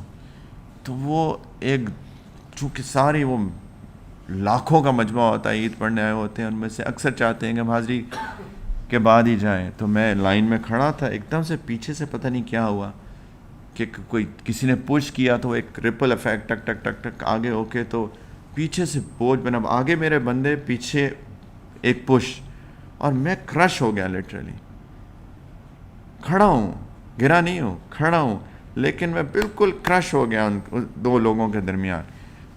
مجھے سانس ہی نہ آئے، کیونکہ سانس اس دن مجھے احساس ہوا کہ جب سانس لیتے ہیں تو سینہ پھیلتا ہے. اس دن پہلی دفعہ پتہ چلا کہ سانس لینے کے لیے سینے کو تھوڑی سی سپیس چاہیے. چونکہ یہاں سپیس ختم ہو گئی تھی، میں تو سٹک ہو گیا، میں سانس ہی نہ آیا مجھے لٹرلی. میرا سانس گھٹنا شروع ہو گیا. کچھ نہیں ہے، ہوا بھی ہے، سب کچھ ہے، صرف مجھے یہاں پہ جگہ نہیں ہے، کیونکہ یہاں پہ بندہ یہاں پہ کرش ہوا.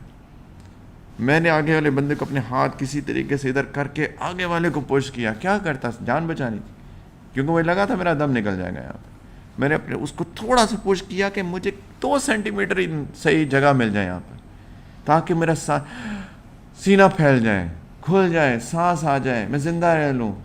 اس دن مجھے احساس ہوا کہ میں کتنا محتاج ہوں. اللہ کے بغیر تو کچھ بھی نہیں ہے. اللہ کے لیے اتنا کرو جتنا اللہ کی تمہیں حاجت ہے. جب اللہ ہی کی حاجت ہے تو ہر کام اللہ کے لیے کرو. شادی بھی اللہ کے لیے کرو. من اعطى للہ ومنع للہ، کیا ہے، من احب للہ وابغض للہ واعطى للہ ومنع للہ وانکح للہ فقد استکمل الایمان او کما قال. شادی تک اللہ کے لیے کرو، اولاد بھی اللہ کے لیے ہو، مسکراؤ بھی اللہ کے لیے، دیکھو بھی اللہ کے لیے، نظریں جھکاؤ بھی اللہ کے لیے، بات بھی کرو اللہ کے لیے. ان صلاتی و نسکی و محیای و مماتی للہ رب العالمین لا شریک لہ. میری نماز بھی، قربانی بھی، جینا بھی، مرنا بھی سب اللہ کے لیے. اتنی اللہ کے لیے کرو کام جتنا اللہ کی حاجت ہے، اللہ کے لیے رہو. نمبر 4، وَعْمَلْ مِنَ الْمَعْصِيَةِ بِقَدْرِ مَا تُطِيقُهُ مِنَ الْعُقُوبَةِ. اتنے گناہ کرنا بچہ جتنی اس کی سزا اٹھانے کی طاقت ہو تمہارے اندر.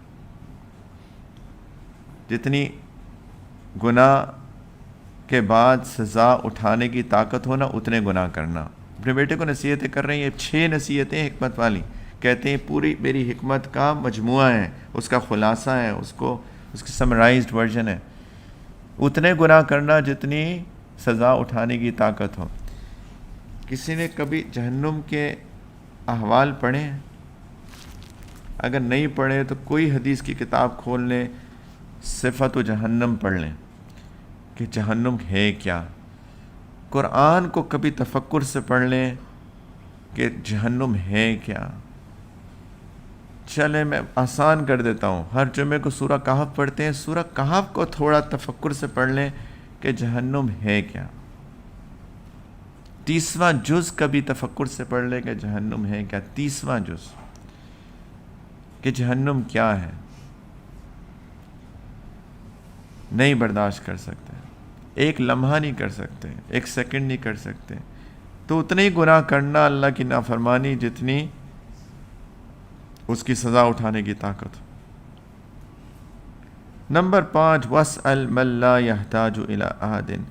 بیٹا صرف اس سے مانگنا جو کسی کا محتاج نہیں ہے. صرف اس سے مانگنا جو کسی کا محتاج نہیں ہے. صرف اس سے مانگنا جو کسی کا محتاج نہیں ہے.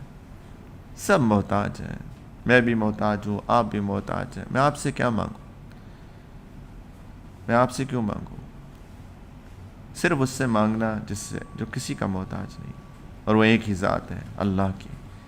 اور وہ ایسی غنی ذات ہے، حدیث میں آتا ہے اگر سارے انسان اور جنات اول تا آخر ایک میدان میں جمع کر دیے جائیں، اور سارے کے سارے سب انسان آدم علیہ السلام سے لے کر آخر تک، سارے جنات اول سے لے کر آخر تک سارے اکٹھے ایک وقت میں اپنی ساری حاجات اللہ سے مانگیں، اللہ تعالیٰ فرماتے ہیں کہ میں سب کی حاجتوں کو سنتا بھی ہوں، سب کی حاجت پوری بھی کرنے پہ قادر ہوں، اور اس سب کو دینے کے بعد میرے خزانوں میں اتنی کمی بھی نہیں آتی جتنی اس ایک سوئی کو سمندر میں ڈبو کر نکالنے سے سمندر میں آتی ہے، اتنی کمی بھی نہیں آتی۔ یہ ہے اللہ، تو اس سے مانگو جو محتاج کسی کا نہیں ہے، باقی تو سب محتاج ہے۔ واہ کیا سکون ملے گا آنیسٹلی۔ وہ جو کشکول لے کے پھرتے ہیں نا، اس کی منتیں کی، اس کی سماجت کی، اس کا مسکا لگایا، اس کے آگے پیچھے ہوئے صرف اس لیے کہ مجھے کچھ دے دے گا، یہ مجھے جاب دے دے گا، یہ مجھے یہ دے دے گا، یہ مجھے فلاں دے دے گا، سب سے انسان آزاد ہو جاتا ہے، ٹھنڈ آ جاتی ہے، سکون میں آ جاتا ہے۔ میں کسی کے پیچھے اس لیے نہیں پھر رہا کہ مجھے کوئی دنیا کی حاجت ہے۔ ہاں اللہ کے لیے مجھے سب سے محبت ہے، اللہ کے لیے ملتا ہوں، اللہ کے لیے محبت کرتا ہوں، اللہ کے لیے میری رشتہ داریاں ہیں، اللہ کے لیے میرے سارے تعلقات ہیں، مجھے کسی دنیا کی حاجت کے لیے میں کسی کے پیچھے نہیں پڑا۔ کیا سکون آتا ہے، آپ یقین جانے ایسا لگتا ہے کوئی غلامی سے آزاد ہو گیا انسان، ورنہ تو غلام بنا پھرتا ہے انسان۔ اور چھٹی بات فرمائی وَإِذَا أَرَدْتَ أَن تَعْصِ اللَّهَ فَاعْصِهُ فِي مَكَانٍ لَا يَرَاكَ فِيهِ، اگر چلو کبھی گناہ کرنا ہی ہو تو ایسی جگہ جا کے کرنا جہاں پہ اللہ تمہیں نہ دیکھ رہا ہو۔ ادھر کرنا کچھ تو حیا کر لو نا اللہ سے، ایسی جگہ کر لینا جہاں اللہ دیکھ نہ رہے ہو، بس اس شرط کے ساتھ کر لینا۔ اب اس کا بھی ہم لوگ خود ہی اندازہ کر لیں کہ وہ کون سی جگہ ہے جہاں پہ اللہ نہیں دیکھ رہے ہیں۔ اگر اللہ دیکھ رہے ہیں، یقین جانے کیا حیا آتی ہے اگر انسان اپنے آپ کو استحضار لے کے آئے اس چیز کا، اللہ کا، کہ مثال کے طور میں فون لے کے بیٹھا ہوں اور میں یوٹیوب کھولی ہے اور مجھے اس کے اندر کوئی بے حیا چیز نظر آئی ہے، اس کو کلک کرنے سے پہلے ایک دفعہ میں سوچتا ہوں اللہ مجھے اس وقت دیکھ رہے ہیں، اللہ مجھے اس وقت دیکھ رہے ہیں، تو انسان وہیں پہ بند کر کے سائڈ پہ رکھ دیتا ہے کہ مجھے اللہ سے حیا آتی ہے۔ کیسے میں اللہ کی نافرمانی کر سکتا ہوں جب اس اللہ نے مجھ کو منع فرمایا ہے کہ دیکھو کوئی بے حیائی کی چیز نہیں دیکھنا، نظریں جھکا لینا۔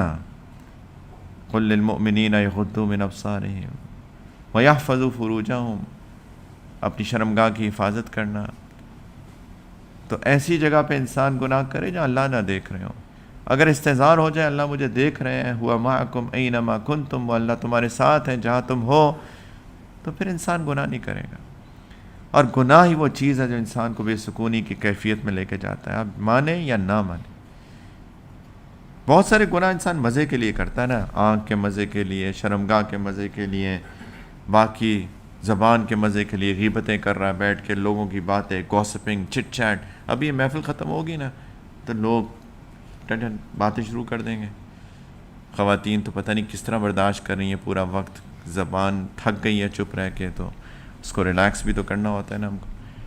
جیسی محفل ختم ہوتی ہے خواتین، یہ نہیں پتہ سن کون رہا ہے لیکن بول سب رہے ہوتے ہیں۔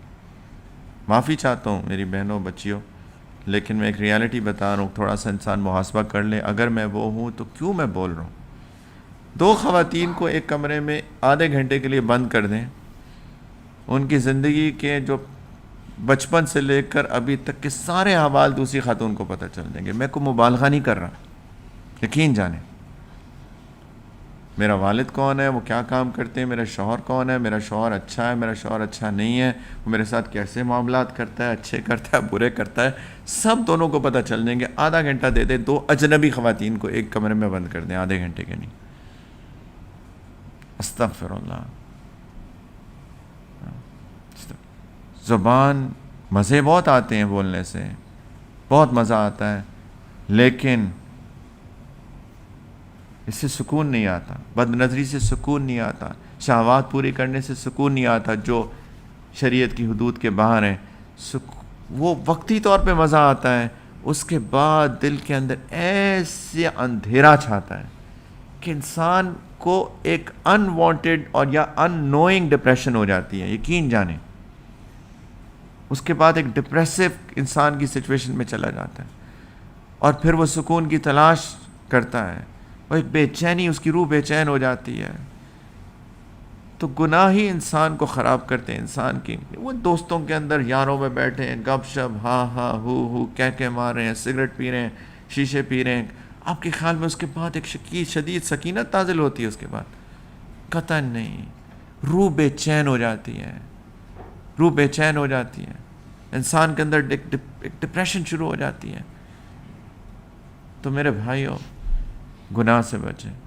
6 چیزیں زندگی کو پرسکون بنانے کے لیے بہترین حکمت بھری بات ہے. نمبر 1، اتنی دنیا کی محنت کرو جتنا دنیا میں رہنا ہے.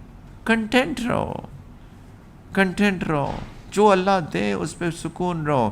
حسد مت کرو، لوگوں کو نہ دیکھو اس کے پاس اتنا، اس کے پاس اتنا. جتنا اللہ نے محنت کرو، جتنا اللہ دے پرسکون ہو جاؤ. آخرت کے لیے اتنا کرو جتنا آخرت میں رہنا ہے. اور اس کے لیے جیسے میں نے کہا، اللہ سے لو لگاؤ، اخلاق اچھے کرو. دنیا بھی بہترین پرسکون، آخرت کا بھی فائدہ. قیامت کے دن سب سے زیادہ بھاری چیز میزان کے اوپر اچھے اخلاق ہوں گے. سب سے بھاری چیز.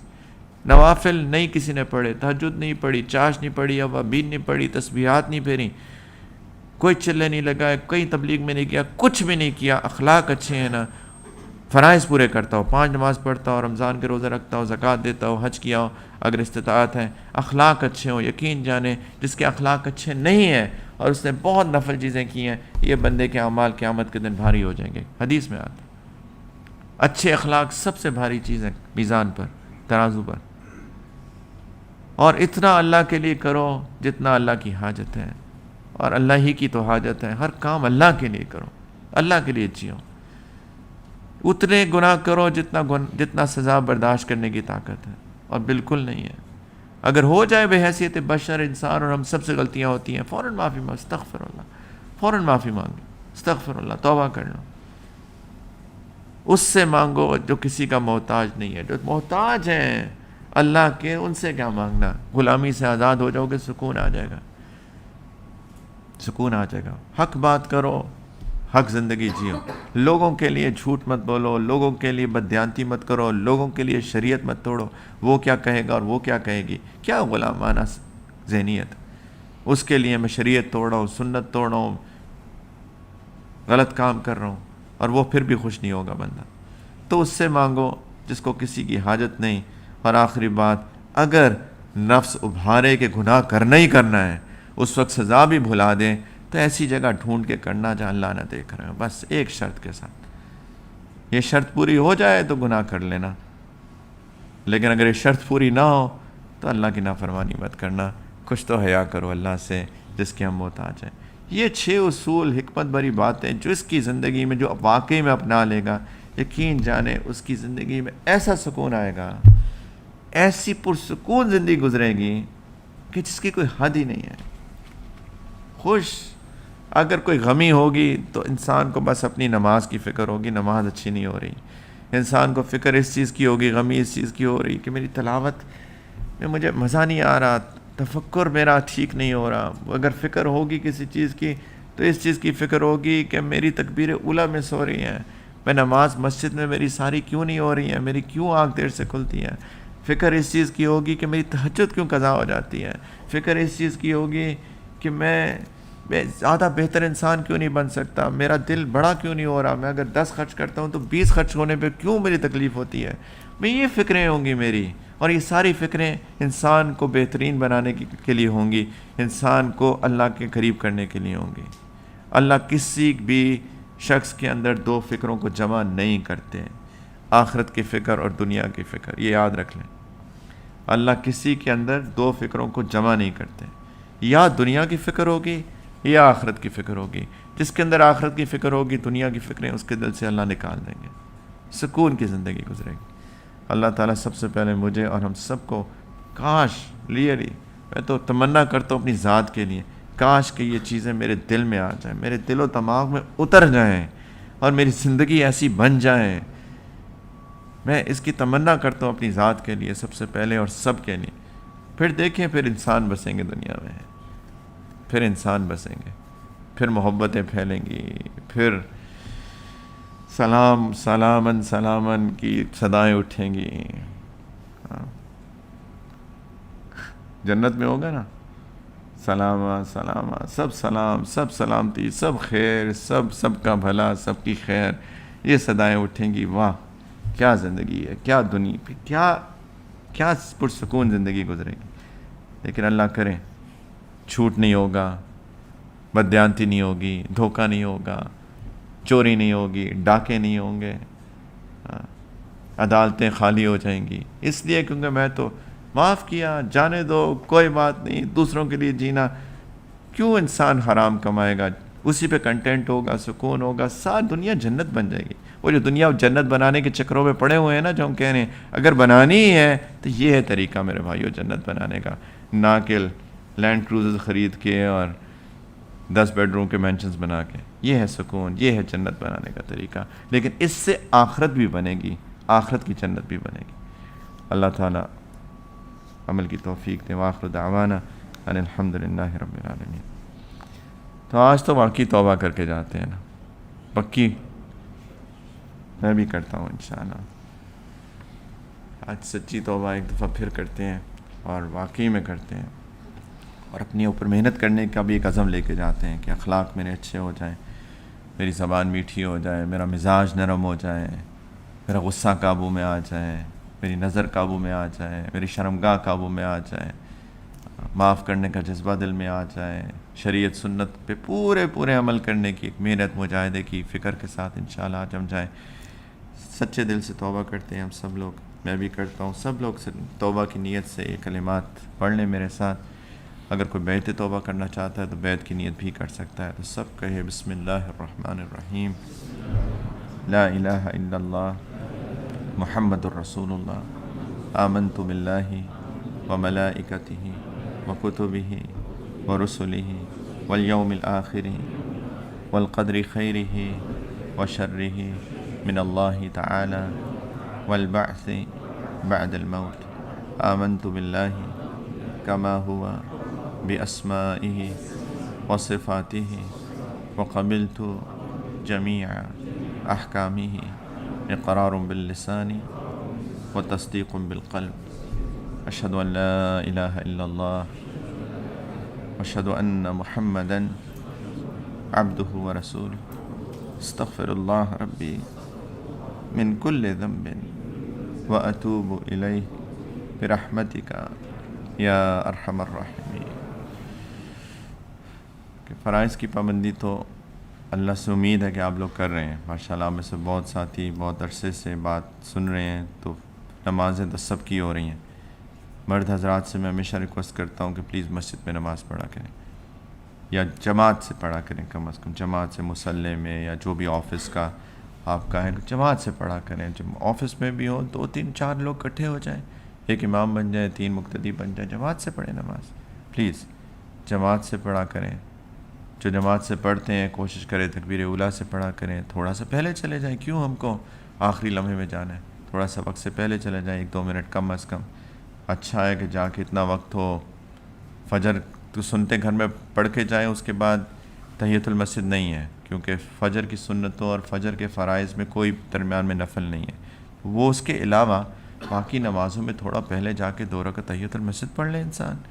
ہاں تھوڑا سا اپنے آپ کو امپروو کریں نا، اسٹیپ بائی اسٹیپ، ایک ایک کر کے. لیکن سب سے پہلے فرائض، پھر جماعت، پھر آگے انشاءاللہ. لیکن امپروو، کہیں اسٹیگننٹ نہیں ہونا چاہیے ہمیں. ایسا نہ ہو کہ بس یہ میں سیٹسفائیڈ ہوں، میں ایسا ہوں تو بالکل زبردست ہوں. ہمیشہ انسان ایک ایک اسٹیپ کر کے اوپر لے کے جائے. اور ہماری بچیاں، بہنیں، مائیں جو نماز گھر میں پڑھتی ہیں، نمازوں پہ محنت کریں، تھوڑا سا وقت دیں، تھوڑا اپنے استحضار کی کیفیت لے کر آئیں، ذکر میں بیٹھا کریں، دعاؤں کا اہتمام ہم سب لوگ کریں. تو یہ تو بنیادی چیزیں ہیں. لیکن اس کے علاوہ صبح و شام تھوڑا وقت ذکر کے لیے نکالیں پلیز. استغفار روزانہ صبح و شام. بہت غلطیاں کرتے ہیں، یقین جانیں بہت غلطیاں کرتے ہیں. ہماری تو نماز بھی غلطی ہے، باقیوں کو تو چھوڑیں. ہماری نماز جیسی ہوتی ہے، اگر واقعی میں انسان سوچے تو سوائے مایوسی کے کچھ نہیں ملتا. لیکن پھر کہتے ہیں چلو اللہ نے توفیق تو دی نا، نماز پڑھ لی الحمدللہ، تو اس سے اپنے آپ کو اس سچویشن سے نکالتے ہیں. لیکن جس بندے کی، جس انسان کی ہر چیز ہی غلطی ہو، خطا کا پتلا ہو، تو وہ استغفار نہ کرے تو یہ تو ایک عجیب سی بات ہے. تو صبح و شام استغفار، استغفر اللہ ربی من کل ذنب واتوب الیہ، صبح و شام اللہ سے معافی مانگے انسان، صبح و شام وقت نکالیں، استغفار کریں، کوشش کریں 100 دفعہ تو کریں صبح کم از کم، شام کو تو مجھے پتہ ہے آج کل کی ترتیب ایسی ہے کہ لوگ بزی ہوتے ہیں کاموں میں، 5 6 7 بجے تک انسان بزی ہوتے ہیں، چلو شام میں نہیں بھی صحیح، ایک وقت تو صبح فجر کے بعد بیٹھ جائے تھوڑی دیر تہجد فجر، اس ٹائم میں فجر کے بعد درود شریف، نبی کریم صلی اللہ علیہ وسلم پہ درود، یہ کتنا پیارا دین اللہ کے رسول نے ہمیں پہنچایا ہے، حق ادا کر دیا پہنچانے کا، اتنے احسانات ہیں ان کے ہمارے اوپر، تو ہم ان کو ہدیہ بھی نہیں دے سکتے ہیں، یہ تو عجیب سی بات ہے۔ تو دل سے محبت سے اللہم صلی علی سیدنا محمد وعلی آل سیدنا محمد وبارک وسلم، روزانہ نبی کریم صلی اللہ علیہ وسلم میں درود بھیجا کریں، من صلی علیہ مرۃ صلی اللہ علیہ بہا عشرہ، کیا اللہ کی خصوصی رحمتیں نازل ہوتی ہیں اس بندے پہ جو کہ درود بھیجتا ہے، ایک درود پہ 10 خصوصی رحمتیں آتی ہیں، ایسی رحمتیں کہ اس کا کیا کہنا۔ قرآن پڑھیں، روزانہ تھوڑی تلاوت کریں، وقت نکالیں، تھوڑا تفکر کریں۔ امام غزالی رحمۃ اللہ علیہ تو لکھا ہوا ہے کہ جو لوگ سمجھتے ہیں نا کہ بس میں نے تلاوت کر لی اور ورد ایک زبان پہ ہے اور بڑا میں نے کمال کیا، کہتے ہیں یہ جاہل ہے انسان، بندہ جاہل ہے، صبح و شام قرآن پڑھتا رہتا ہے لیکن کبھی بیٹھ کے تفکر نہیں کیا اس نے قرآن پہ، کبھی تفکر ہی نہیں کیا اس نے۔ کہتے ہیں اس کی تو بات ایسی ہے کہ ایک آقا ہے اپنے ملازم کو کہیں کہ پانی لاؤ، اور وہ تسبیح لے لے کے پانی لاؤ پانی لاؤ پانی لاؤ پانی لاؤ پانی لاؤ پانی لاؤ پانی لاؤ، لیکن پانی نہیں لاتا۔ کہتے ہیں کیا جاہل ملازم ہے یہ، ایسے ہی ہے، قرآن پڑھ تو رہے ہیں لیکن اس پہ تفکر نہیں ہے، اس پہ عمل نہیں ہے، جبکہ اللہ کی طرف سے اوامر ہے، نہیں ہے، حکم ہے، کوئی پروہیبیشنز ہیں، تفکر کرے تھوڑا سا انسان۔ یہ اور بات ہے، اللہ کا بڑا کرم ہے کہ چونکہ اللہ کا کلام ہے تو ہر حرف کی ادائیگی پہ اللہ کی 10 رحمتیں اس پہ بھی آتی ہیں، اجر ملتا ہے، لیکن قرآن اس سے بڑھ کر ہے، صرف بلا سوچے سمجھے تلاوت نہیں ہے، اس پہ تفکر تدبر قرآن کہتا ہے، اللہ تعالیٰ کی طرف سے حکم ہے تدبر کرو، تفکر کرو، سوچو، عمل کرو۔ تو پلیز تھوڑا تفکر کے ساتھ قرآن کے لیے وقت نکالے، تھوڑا ہی صحیح لیکن روزانہ، اور کچھ وقت ہمارے اور اللہ کے درمیان بالکل انسان دنیا کی سوچوں سے آزاد ہو کے آنکھیں بند کر کے نیت کر کے بیٹھے کہ اللہ کی رحمت جیسے میرے آ رہی ہے دل میں، میرا دل ذکر کر رہا ہے اللہ اللہ اللہ، اس کو مراقبہ کہتے ہیں، بہت اس کے بھی اثرات ہیں، بہت پاورفل ذکر ہے، تو تھوڑا سا وقت نکالا کریں پلیز۔ باقی اٹھتے بیٹھتے چلتے پھرتے اللہ کا استحضار ہو، یہ انسان کو انسان بناتی ہے، تعلق جوڑتی ہے اللہ سے، جو میں نے ساری باتیں کی اس کو اگر عمل میں لے کے آنا ہے تو یہ بہت اہم معمولات ہیں جو کہ ہمارے بڑوں نے ہمیں سکھائے ہیں، تو اس پہ کوشش کریں پابندی کرنے کی، ٹھیک ہے؟ دعا کر لیتے ہیں انشاءاللہ۔ الحمدللہ رب العالمین،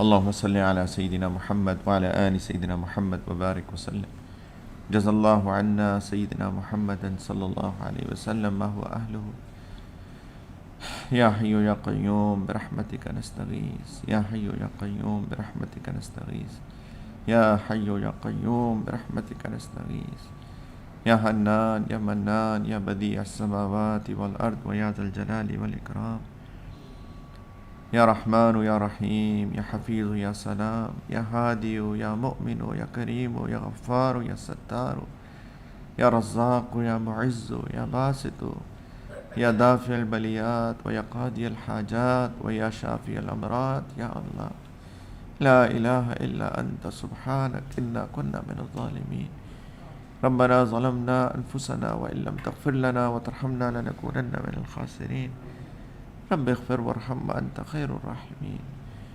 یا اللہ اس محفل کو قبول فرما لیجیے، اللہ یہ باتیں، یہ حقیقت پہ مبنی باتیں میرے مالک، یا اللہ ان کی حقیقت کو ہمارے دلوں میں اتار دیجیے میرے مالک، اس کے مطابق ہماری زندگیوں کو ڈھال دیجیے میرے مولا۔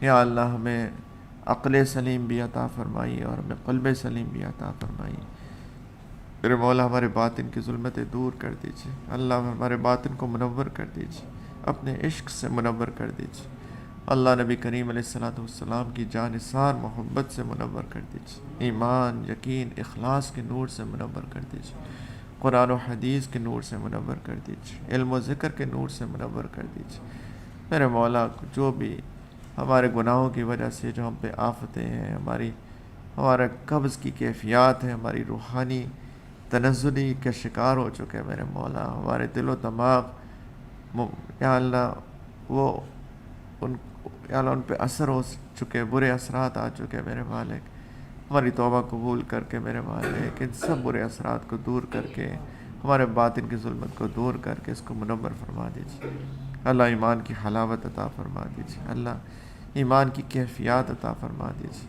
میرے مولا، الا بذکر اللہ تطمئن القلوب کی کیفیت عطا فرما دیجیے اللہ، اطمینان قلب عطا فرما دیجیے، سکون عطا فرما دیجیے اللہ، زندگی جنت کا نمونہ بنا دیجیے، ہمارے گھروں میں محبت عام ہو جائے میرے مولا، یا اللہ محبت عام ہو جائے، یا اللہ محبت عام ہو جائے، نفرتیں ختم ہو جائے میرے مالک، یا اللہ ایک دوسرے کے ساتھ ایک خوشگوار زندگی گزارنے والے بن جائیں میرے مولا، ہمارے معاشرے میں محبت عام ہو جائے اللہ، نفرت ختم ہو جائے یا اللہ، ایک دوسرے کو معاف کرنے کا جذبہ پیدا ہو جائے میرے مولا، ایک دوسرے سے محبت کرنے کا جذبہ پیدا ہو جائے، درگزر کرنے کا جذبہ پیدا ہو جائے یا اللہ، اس کی بات سمجھنے کا جذبہ پیدا ہو جائے اللہ، اس کو بینیفٹ آف ڈاؤٹ دینے کا جذبہ پیدا ہو جائے میرے مولا، خوشگمانیاں پیدا ہو جائے میرے مولا، سوء ظن سے محفوظ فرما دیجیے، حسن ظن پیدا فرما دیجیے اللہ، یا اللہ، یا اللہ محبت عام کر دیجیے، سکون عام کر دیجیے یا اللہ، خیر کے فیصلے فرما دیجیے اللہ، دین کی گہری اور صحیح سمجھ عطا فرما دیجیے، عمل کی توفیق دے دیجیے یا ارحم الراحمین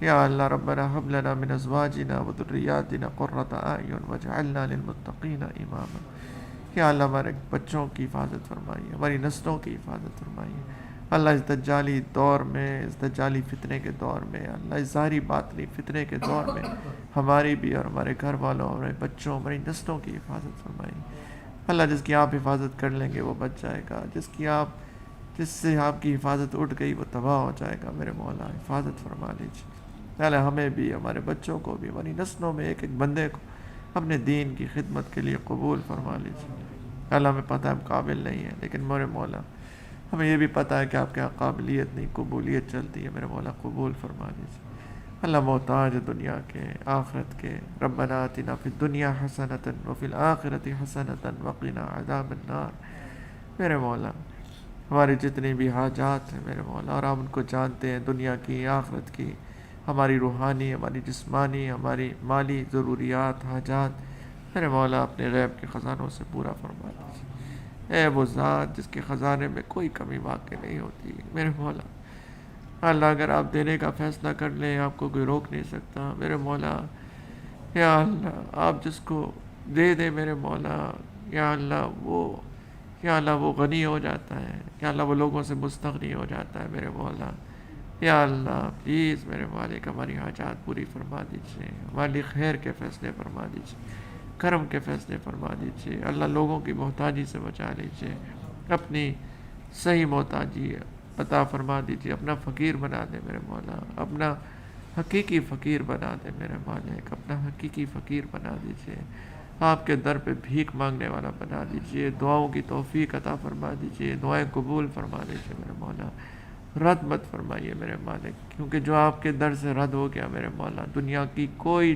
جگہ اس کو ٹھکانہ نہیں دے سکتی اللہ، رحم کر دیجیے میرے مالک، یا اللہ رب ارحمہما کما ربیانی صغیرا، میرے والدین پہ خصوصی کرم فرمائیے، جو آپ کے پاس آ چکے ہیں اللہ ان کی مغفرت فرما دیجیے، درجات بلند کر دیجیے، اور یا اللہ ہمارے والدین میں سے جو حیات ہیں یا اللہ ان کی حفاظت فرمائیے، ان کی عمر میں، ان کی صحت میں برکتیں عطا فرمائیے، ہمیں ان کی خدمت کی توفیق عطا فرمائیے میرے مالک، یا اللہ خیر کے فیصلے فرمائیے یا اللہ، جتنے بھی دین کی تعلیم پھیلانے والے ادارے ہیں میرے مولا، اور جو بھی دین کی یا اللہ خدمت پہ معمور جو بھی کام ہے میرے مالک، سب کی نصرت فرمائیے، حفاظت فرمائیے اللہ، اسباب عطا فرمائیے یا اللہ، مخلص معاونین عطا فرمائیے میرے مالک، ہمارے اکابرین، ہمارے مشائخ سب کی حفاظت فرمائیے، صحت عافیت برکتیں عطا فرمائیے، ان کے گھر والوں کی حفاظت فرمائیے، ان کی نسلوں کی حفاظت فرمائیے میرے مولا، ہمارے اسلاف جو دنیا سے چلے گئے، اور یا اللہ ہماری طرف سے ان کو بہترین جزائے خیر عطا فرمائیے یا اللہ، ہمارے تینوں حرم کی حفاظت فرمائیے یا اللہ امت کی اپنے جنود سے نصرت فرمائیے میرے مالک، اپنی غیبی جنود سے نصرت فرمائیے. اللہ حرمین شریفین کی بار بار زیارت کی توفیق عطا فرمائیے میرے مولا. راستے کھول دیجئے میرے مولا، اسباب دے دیجئے میرے مالک. یا اللہ، یا اللہ، یا اللہ بلا لیجئے میرے مالک، بار بار بلائیے میرے مالک. یا اللہ، یا اللہ لوگوں کے لیے خیر کا سبب بنے، یا اللہ لوگوں کے لیے شر پھیلانے کا سبب نہ بنے میرے مالک. یا اللہ ہمارے شرور سے ہم کو بھی بچائیے، لوگوں کو بھی بچائیے. یا اللہ ہمارے خیر سے ہمیں خود بھی فائدہ پہنچائیے اور لوگوں کو بھی پہنچائیے میرے مولا. مانگنا نہیں آتا، بن مانگے ہی عطا فرما دیجیے میرے مولا. اس دن کی جس دن آپ سے ملاقات ہو، اس کی تیاری کی توفیق عطا فرمائیے. یا اللہ ایک ایک لمحہ تیاری کی توفیق عطا فرمائیے میرا اللہ. جب ملاقات کا وقت مقرر آئے میرے مولا کلمے کی توفیق دیجیے گا، یقین کی کیفیت، حسن ظن آپ سے، ملاقات کا شوق آپ بھیجیں اپنے اللہ اپنے فرشتوں کو، تو آپ مغفرت کی، جنت کی خوشخبری کے ساتھ بھیجیے میرے مولا. یا اللہ وہ ملاقات یا اللہ دل کی خوشی اطمینان کا باعث بن جائے میرے مالک. یا اللہ سارے غم، ساری فکروں سے آزاد میرے مالک وہ ملاقات بن جائے میرے مولا اپنے وقت مقرر پہ میرے مولا. آپ کا لا خوف علیکم ولا انتم تحزنون یا ارحم الراحمین.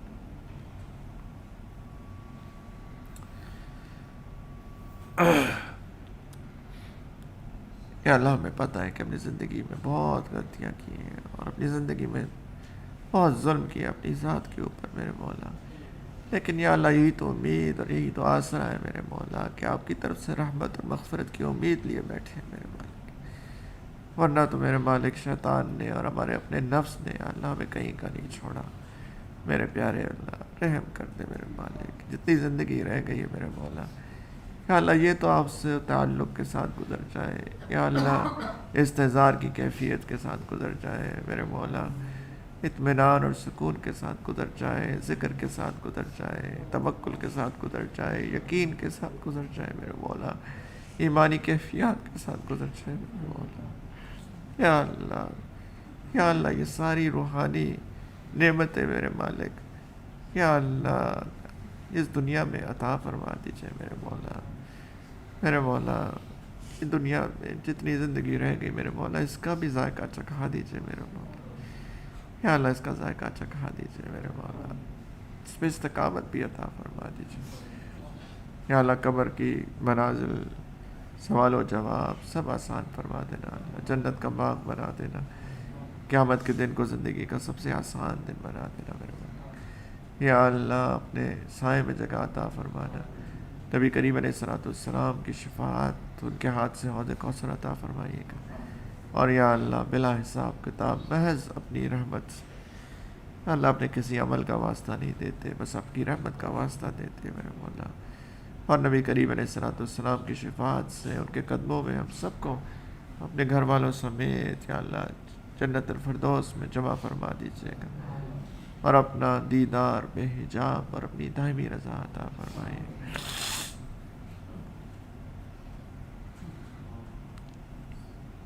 یا اللہ زندگی کو ایسا گزارنے کی توفیق عطا فرمائیے کہ آخرت کی تیاری میں صرف ہو جائے. اور میرے مولا اعلان فرمائے کلوا واشربوا ہنیئا بما اسلفتم فی الایام الخالیہ. یا ارحم الراحمین رحم کر دے میرے مولا، رحم کر دے میرے مولا.